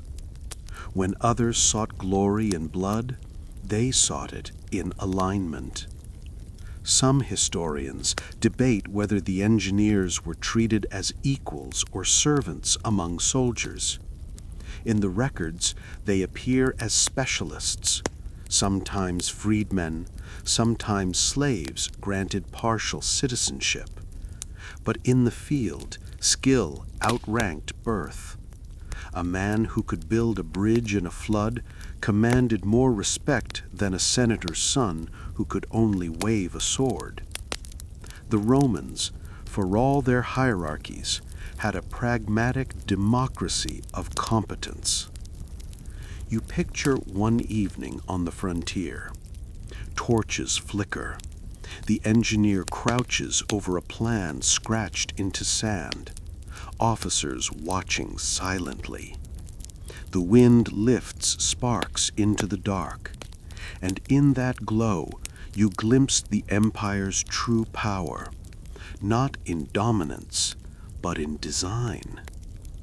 There's a rumor among archaeologists that some legionary masons signed their stones, tiny initials hidden beneath lintels, LF, MT, CR, small rebellions against anonymity. Perhaps superstition, perhaps pride, but those scratches whisper across time, I built this. And you can't help but think how fitting that is. Rome's story was never just written. It was drafted, measured, and dug. The empire was less a conquest than a construction project that never stopped until exhaustion set in. The evening deepens, the ruins darken. You trail your fingers along the cold stone, tracing grooves left by chisels 20 centuries old. Each line feels deliberate, inevitable. You whisper to yourself the thought that every Roman engineer must have carried. If it's built true, it will outlive us all. And here it stands, proof that he was right. By the time you reach the next frontier, the air feels gentler. No marching drums, no orders barked through wind, only the measured creak of carts and the low murmur of settlers. The legions have finished their wars here. The ground still bears the scars of their trenches, but now those scars are foundations. Stone walls rise where palisades once stood, and smoke curls from hearths instead of campfires. The empire, you realize, is settling down. These men are veterans now, not soldiers. Their armor is stored away, their dulabrae cleaned and hung beside the door. Yet they still wake at dawn, as they did in the army, driven by the same instinct for order. Old habits linger. You see it in the way they plow fields in straight lines, the way they measure distance with the same precision they once used for trenches. When a man has spent 20 years digging the earth for Rome, he doesn't stop. He simply changes what he builds. Across the provinces, entire towns spring up around former military outposts. What began as marching camps become permanent settlements, castra turning into castellum, and eventually into names we still speak: Chestra, Lancaster, Manchester. The grid layout remains, the perfect geometry of streets echoing the discipline of the legion. Even the temples and markets rise on the same axes that once aligned with the camp gates. You can imagine one of these veterans, gray now, shoulders bent but steady, marking out his new home. He walks the perimeter with a staff, driving wooden pegs into the soil, just as he did for fortifications. He digs his foundation trench with the same deliberate rhythm as a soldier building a wall. Each scoop of earth feels familiar, almost comforting. The shovel has followed him from war to peace, its purpose unchanged: to claim a patch of earth, to make it livable. For the Romans, the line between military and civilian labor barely existed. Every bridge, every aqueduct, every farm road had its origins in the army's toolkit. Even the empire's colonization policy was an extension of military logistics. Settle the veterans, give them land, let them build, and Rome grows without drawing a sword. It's conquest by cultivation. You pass a small farmstead at dusk. The owner, a retired centurion, stands by the gate with a mug of wine. He nods as you approach, and his eyes hold that same calm authority you've seen on campaign. Behind him, the fields stretch in perfect rows, the irrigation ditches gleaming like the old defensive trenches. The earth that once yielded safety now yields barley. "Same work," he says with a shrug, noticing your gaze. "Only the tools grow quieter." There's wisdom in that. The Romans never romanticized labor. It was simply what life required. Yet here, in the peace they've earned, it becomes something more. A philosophy of endurance. To dig, to measure, to plant, these are still acts of faith. Each hole in the ground is a promise that tomorrow will come. Some scholars suggest this mindset, the soldier-turned-builder, is what kept Rome stable for so long. Veterans carried discipline into civilian life. They built towns as they once built camps, turning wilderness into provinces, provinces into empire. In a way, the legions never disbanded. They just changed uniforms. The shovel, once a tool of defense, became a tool of permanence. You walk further and find the remains of a larger settlement, a Roman colonia. Its streets are straight as arrows, flanked by colonnades and bathhouses. Children chase each other through the old Via Principalis, their laughter echoing off the same stones that once felt the tread of boots. Somewhere nearby, water hums through an aqueduct, clear and cold. Civilization has taken root where once there was only mud. It's easy to see why later generations worshipped Roman engineering almost as magic. The veterans who built these towns didn't think of themselves as heroes, but they were magicians of a different kind, turning chaos into pattern, transience into structure. They carried the empire not in banners, but in blueprints. You stand on the edge of a field and watch the last light fade over the rooftops. The smell of tilled soil drifts in the air. In that moment, the distance between the soldier and the farmer disappears. Both trust the ground beneath them. Both know that the world, no matter how wild, can be shaped by patience and effort. The wind picks up, carrying faint echoes of the past, the ring of hammers, the scrape of shovels, the murmur of Latin prayers whispered before breaking earth. Rome's frontiers might move, its borders might blur, but the habit remains eternal. Where a Roman sets his shovel, Rome itself begins again. It's late afternoon, and the light falls soft as honey across a place that smells faintly of hot dust, cut stone, and lavender. You're in a Roman town, peaceful, bustling, alive. Women gossip beside the fountains, traders argue in shaded porticos. Somewhere, a blacksmith hammers rhythmically, echoing the music of the old camps. But what catches your attention most is the public bathhouse rising ahead, arched, grand, unmistakably Roman. Its marble steps gleam like the bones of empire, and as you approach, you realize something astonishing. The same hands that once dug trenches now built this. You step inside, and warmth enfolds you. Steam curls from the caldarium, carrying the faint scent of oil and cedar. Beneath your feet runs a maze of hypocaust pipes, the underfloor heating system that engineers designed centuries earlier for winter encampments. In peace, that practical invention has become luxury, the Legion's utilitarian genius reborn as comfort. You smile because you can almost see it. The same veteran who once dug ditches outside Alicia, now tending to bricks and boilers, showing apprentices how to balance the arches for even heat.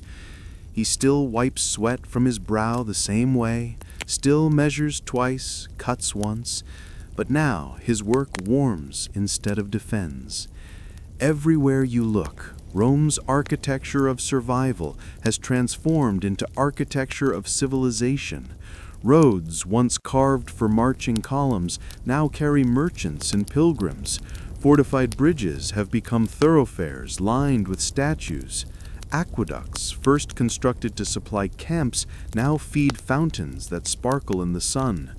The continuity is seamless. The empire simply changed its rhythm from the beat of war drums to the pulse of daily life. Walk through the Forum, and you'll see the same geometry that guided the castra. The main streets still cross at perfect right angles. The temples stand where the command tents once stood, at the intersection of power and order. You might even catch a hint of that old military efficiency in how the market stalls are arranged, each measured, each aligned. The DNA of the Legion lives on in stone and commerce. You stop to watch a group of young stonemasons mixing mortar. One hums softly, a song soldiers once sang to set rhythm while digging. They probably don't even know its origin, but the beat of their trowels against brick sounds suspiciously familiar. Thunk, scrape, tamp, the lullaby of empire. A scholar beside you, wrapped in a linen toga, quotes an old saying, "The soldier makes the world safe, but the builder makes it worth living." You nod, though you can't help thinking that in Rome they were the same man. It's curious. Many empires crumble when the fighting stops, their armies unable to adapt to peace. Rome, however, turned its warriors into craftsmen. When the shovels no longer dug trenches, they laid mosaics. When the engineers no longer built walls, they built amphitheaters. The transition feels inevitable, as if the empire had been training itself for beauty all along. Consider the Colosseum, that immense ring of arches and corridors. It's easy to imagine legions of veterans directing its construction, calling out orders, measuring levels, ensuring every block fits with military precision. In a way, the Colosseum is the final form of the Roman camp, a fortified space for ritual, discipline, and spectacle. The crowd may cheer, but beneath the marble, their applause echoes through the old language of the shovel. You can almost hear it in the city's rhythm, the endless hum of artisans, builders, laborers. They work not for conquest now, but for permanence. The Roman genius has turned inward, beautifying itself. The same logic that once dictated dig here now says build here. Function blossoms into form, and the soldier's sweat becomes the citizen's comfort. Historians still argue whether this shift was conscious. Did Rome deliberately civilize its militarism, or did it happen naturally, one project at a time? Perhaps it doesn't matter. The result is the same. The empire's muscle turned into architecture, its discipline into art. At sunset, the bathhouse glows amber, the water ripples gold. You sit at the edge of a pool, tracing a finger across the mosaic floor, tiny stones arranged with obsessive care, like miniature fortifications of color. Somewhere beyond the walls, a cart rattles down the stone road, and the sound blends with the murmurs of contented voices. It strikes you that the Romans never truly left the battlefield. They simply changed what they were defending. No longer their bodies, but their way of life. The empire's greatest triumph wasn't expansion, it was transformation. The sword and the shovel had built a machine so efficient that even peace became another form of victory. You lean back, eyes half closed, listening to the city breathe.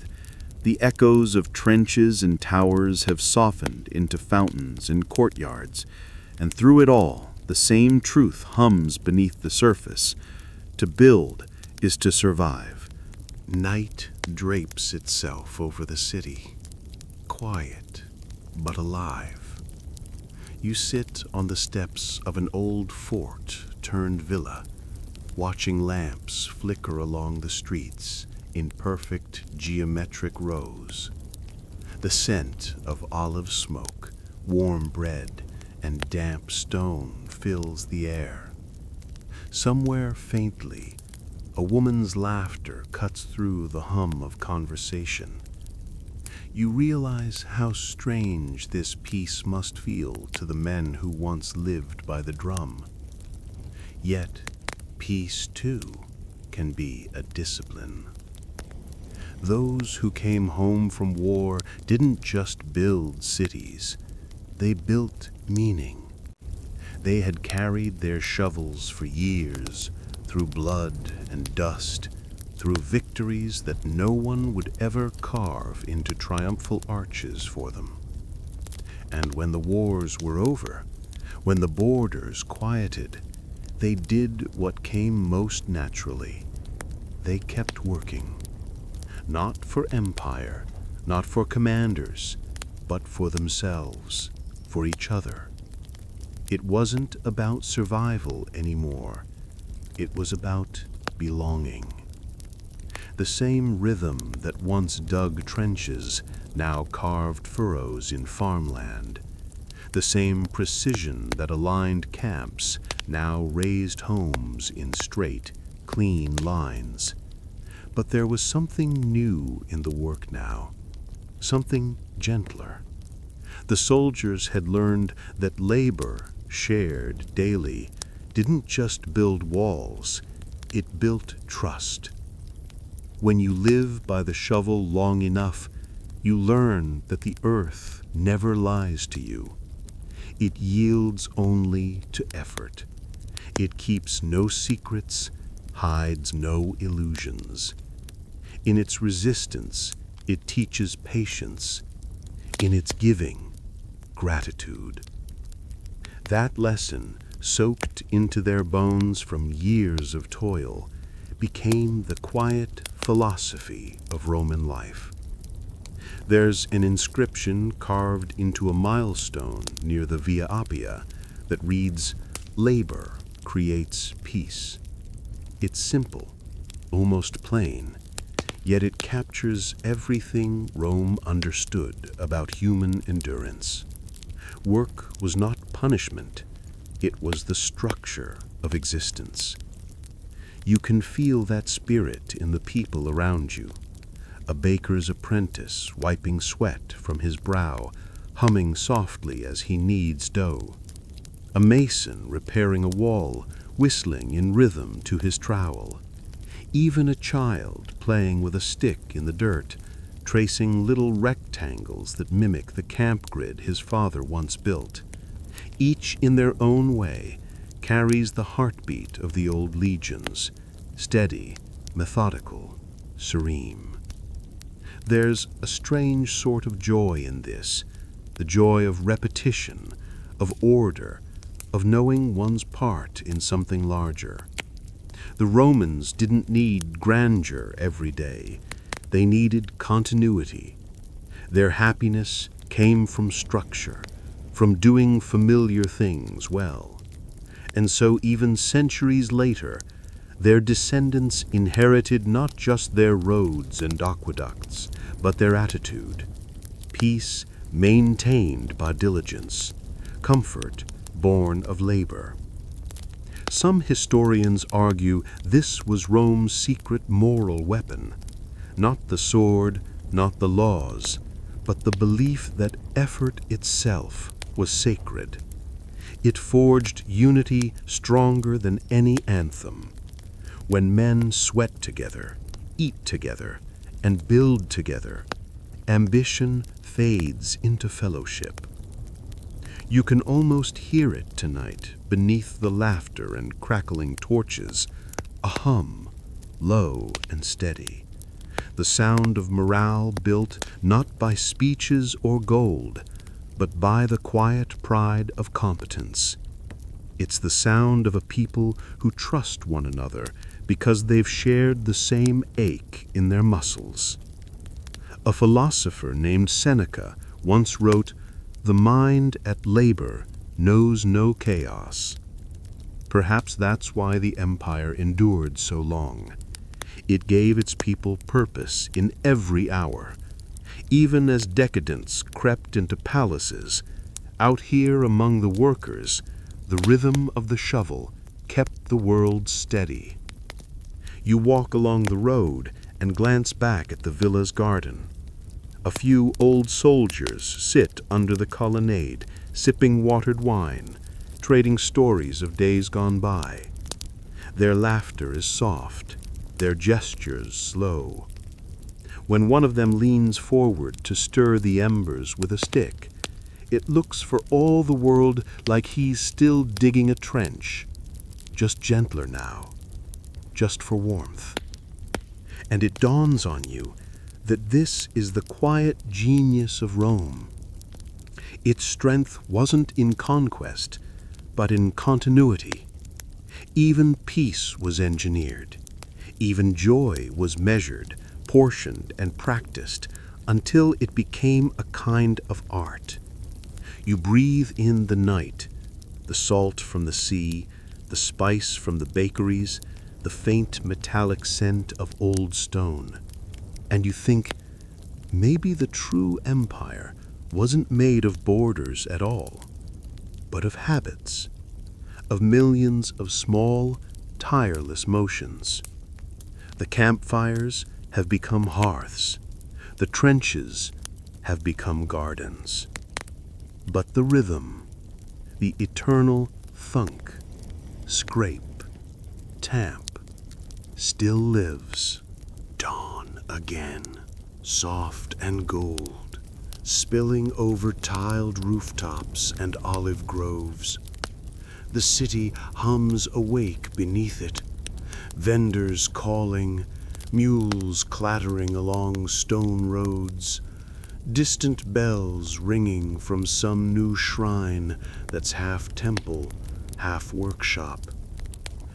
The Romans never really separated the sacred from the practical. To build, to labor, to measure, those were holy acts in themselves. You wander toward a courtyard where 3 men sit beneath a fig tree, scrolls open on their knees. Their voices rise and fall gently, discussing ideas that sound strangely familiar: virtue, order, duty.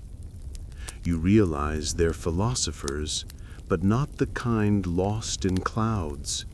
These are farmers, engineers, soldiers who've read enough to think and worked enough to understand. One of them, a middle-aged man with a scar curling along his cheek, is quoting Cato the Elder: "The good man is one who tills his own field." The others nod solemnly, as if he's spoken scripture. In a way, he has. To them, labor is morality. The shovel, still leaning nearby, is as sacred as any altar. That idea, work as virtue, had spread far beyond the legions now. It became the quiet philosophy of an empire. Cicero wrote that diligence was the mother of fortune. Seneca insisted that honest toil cleanses the mind. Even Pliny, cataloging the natural world, couldn't resist pausing to praise the builder's patient hand. The Romans believed that to change the earth was to elevate the soul. And later, long after the old gods faded, that belief didn't die. The early Christian fathers adopted it almost whole. Laborare est orare. To work is to pray. Monks in cold stone cloisters would rise at dawn, hoe fields, copy manuscripts, and murmur the same rhythm the legions once did. The empire may have fallen, but its heartbeat, the faith in discipline, echoed in every monastery bell. You think about how strange that continuity is. A soldier digging ditches on the Rhine and a monk plowing fields in Gaul, both chasing the same invisible peace. They never knew each other, yet they shared the same motion, the same humility before soil. Perhaps that's what Rome really left behind, not monuments, but muscle memory. There's a momentary stillness as a breeze stirs the fig leaves. Dust motes swirl in the sunlight like drifting ash. The scarred philosopher looks up and smiles at you, sensing your thought. To labor, he says quietly, is to remind yourself that you are not above the earth, but of it. That line could have come from anywhere. A field manual, a sermon, a poem. It captures everything you've seen, everything you felt walking beside these men through centuries. The shovel was never just a tool. It was a teacher. Modern scholars still debate the point, of course. Some argue that the Romans weren't spiritual at all, that they saw work only as a means to control nature. Others insist they were proto-Stoics, shaping their ethics from sweat and repetition. Perhaps both are true. The empire's genius was always its ability to hold contradictions, brutality and beauty, pragmatism and faith, conquest and contemplation. You watch the three men roll up their scrolls. One wipes his hands, another stretches his back. Then, without ceremony, they lift their tools and return to their garden plot, resuming their digging. The rhythm starts again, steady, calm, purposeful. No orders, no fanfare, just work. Somewhere in that sound, philosophy and labor meet.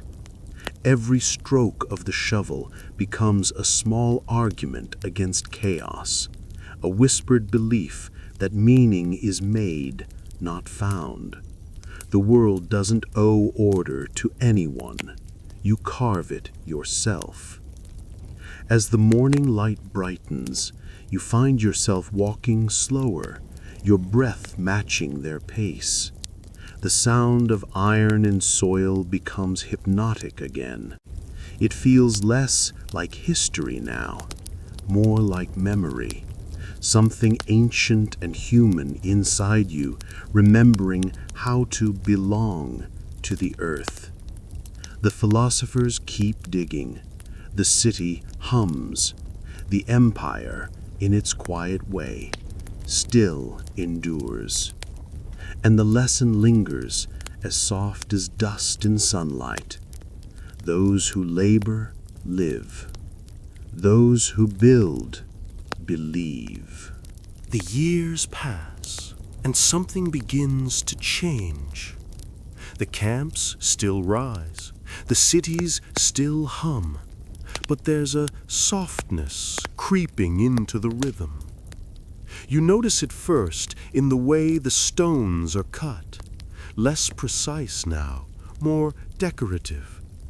The soldiers, once lean and calloused, are fewer. The walls, once bristling with discipline, now stand mostly for show. Rome has grown rich, maybe too rich, and the shovel, the symbol of its endurance, has started to rust. It happens slowly, like ivy climbing a wall. The old habits fade one by one. The legions now hire mercenaries, men who fight for coin, not for the creed of sweat. The daily camp ritual is gone. Soldiers sleep in permanent fortresses they didn't build. They still carry tools, but more for appearance than purpose.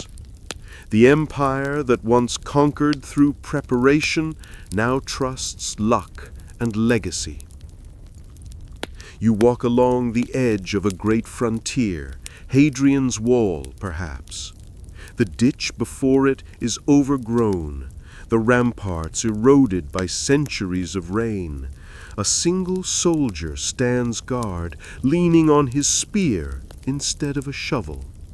His armor is polished, his posture proud, but his eyes are tired.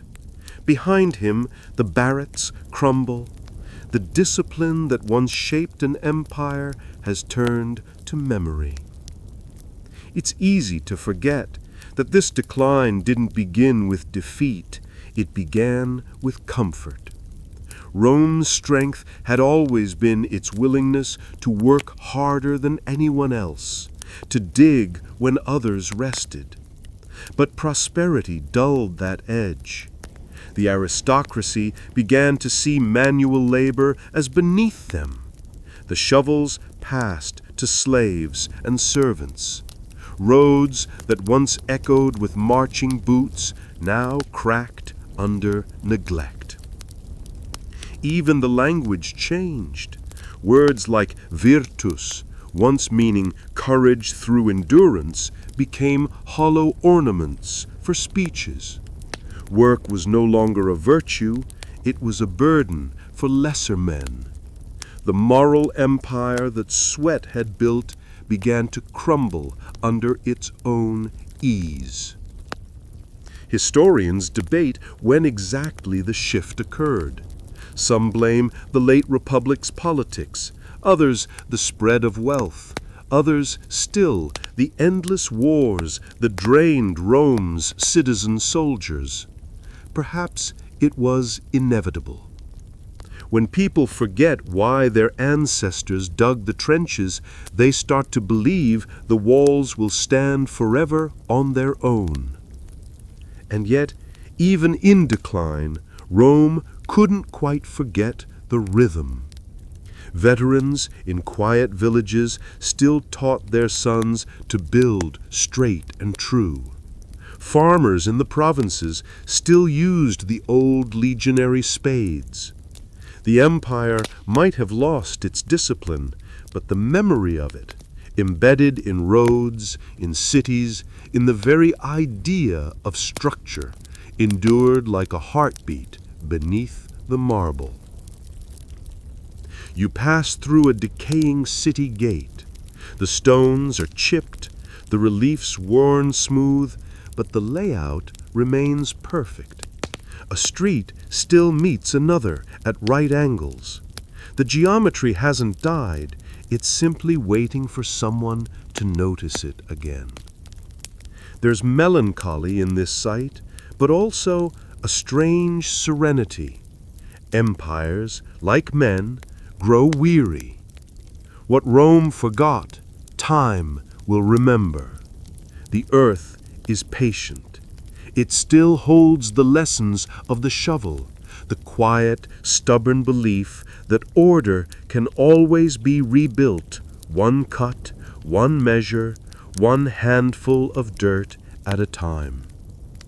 You kneel near a broken milestone, half buried in weeds. Its inscription is nearly erased, but you can make out a few words. Per laborem Roma stetit. Through labor Rome stood. The irony stings and soothes all at once. The empire may have fallen, but its truth hasn't. Even ruin carries a rhythm. A breeze sweeps across the old wall, whispering through the grass. You can almost hear it again, that steady thunk, scrape, tamp that once echoed from the Alps to the Nile. Fainter now, yes, but still there. Like a memory, the earth refuses to forget. And maybe that's the final paradox. Rome collapsed not because it labored too much, but because it stopped.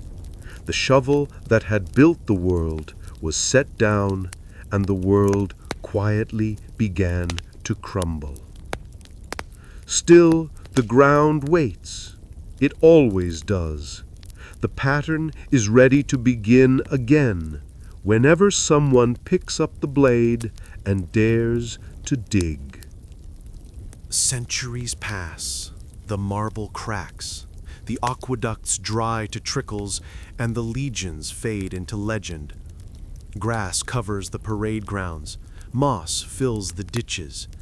The empire that once dug across continents now lies buried beneath its own silence. And yet, beneath the soil, beneath time itself, the rhythm persists. Somewhere in a quiet field of northern France, a modern archaeologist kneels, brushing dust from a curved piece of iron. The shape is unmistakable, dull, heavy, practical. A Roman dolabra, 2,000 years old, still sharp at the edge. She holds it in her hand, and for a moment, she isn't in the 21st century. She's back under the same sky, hearing the same clang of shovels, smelling the same churned earth. That's the strange immortality of these tools. The swords rusted away centuries ago, the statues fell, the scrolls burned. But the shovels, their work remains. Roads, walls, foundations. The fingerprints of the legionaries endure in stone and soil. You walk with her through the excavation trench. A rectangular outline appears in the dirt, a Roman camp, perfectly aligned to the cardinal points. The same pattern seen in England, in Syria, in Spain. The empire is gone, but its geometry is everywhere. Every city grid, every surveyed road owes something to this ancient obsession with order. The castra never truly died, it just evolved into civilization's blueprint. It's oddly moving to realize that the quietest part of Rome, the digging, the measuring, the discipline no poet celebrated, outlasted everything else. The glory faded, but the structure stayed. Modern armies still build temporary forts modeled on Roman layouts. Engineers still use Latin words for angles and gradients. Even the humble entrenching tool that soldiers carry today traces its lineage directly back to that simple iron spade. The archaeologist smiles faintly as she sets the tool down on a tray. "They built as if forever," she murmurs. And she's right. Those men, nameless in records, left behind something more enduring than conquest. They left a method, a way of thinking that turns chaos into form. Scholars argue about what kept that method alive. Was it practicality, genius, or something deeper? Perhaps the legions, without meaning to, discovered a truth most civilizations forget, that permanence is born from humility, not grandeur. That the act of digging, a repetitive, thankless motion, is what truly holds up the world. You can almost hear them now, faint and ghostly, as if the earth remembers: thunk, scrape, tamp. The same sound that once built empires now builds museums, bridges, homes. Different hands, and the same rhythm. The evening settles over the field like a slow exhale. Shadows stretch across the ridges of ancient earthworks, softening what once was sharp, until the landscape looks almost like a sleeping animal, vast, tired, peaceful. The archaeologist's footsteps fade, her lights dim, and for a while there is nothing but the wind moving through the grass. You kneel there a little longer, alone, beside the faint outline of a Roman ditch. The air is cool now, the soil damp beneath your fingers. When you close your eyes, you can almost feel them again, the legionaries. Their presence hums through the ground, through the smell of the dirt, through the quiet pulse of the evening. You see them as if they were here still, the long line of men under torchlight, sweat streaking their faces, muscles trembling with fatigue. One wipes his brow with a laugh, another hums softly to keep the rhythm. A centurion's shadow moves along the rampart, silent, approving. The night smells of smoke, oil, and freshly turned soil. They're gone, of course, long gone. But what they built, what they believed in, still breathes through everything around you. The fields you stand on, the straight road beyond the horizon, even the very concept of working until something endures, all of it began with them. You wonder what it must have felt like that last night on campaign. The fires burning low, the tools stacked neatly in rows, the sound of the last shovel biting the earth. A soldier might have paused, looking back toward the dark hills, feeling the weight of his work.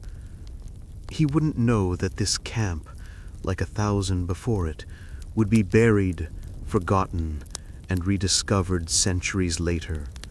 He'd only know that tonight, like every night, he'd earned his rest. Somewhere out there an owl calls. The air feels heavy with the same quiet dignity that must have filled every Roman camp when the day's labor was done. You picture the men lying in their tents, the murmur of conversation fading, the firelight trembling against canvas. The smell of iron and earth still clings to them, but soon it will mix with sleep, and the world will fall silent again. You take one last look at the ground. The trench line is shallow now, almost erased, but you can trace it with your fingertips. The same geometry that once encircled entire legions fits easily inside your palm. For a moment, it feels alive, warm even, and you realize something simple and profound. Empires crumble, languages fade, but work, honest, rhythmic, purposeful work, never dies. Every foundation laid, every road drawn straight, every wall lifted true, it all carries the same quiet oath that those soldiers lived by: build something that lasts. The wind rises, rustling the grass, and you can almost hear their chorus again, thousands of shovels striking in unison, a lullaby for the living and the dead. The last campfire burns low in your mind. The soldiers fade back into the dark. The sound of their tools becomes the heartbeat of the earth itself. And as the stars climb over the quiet field, you feel that heartbeat slow, soften, and finally settle into peace. Because Rome was never just a place. It was a rhythm, a belief that discipline outlives glory, and that the simplest act, a shovel meeting soil, can echo forever. So you stand, brush the dirt from your hands, and whisper what they must have whispered every night before sleep. Tomorrow we build again. The sky deepens to indigo, the last ember flickers, glows, and fades to ash.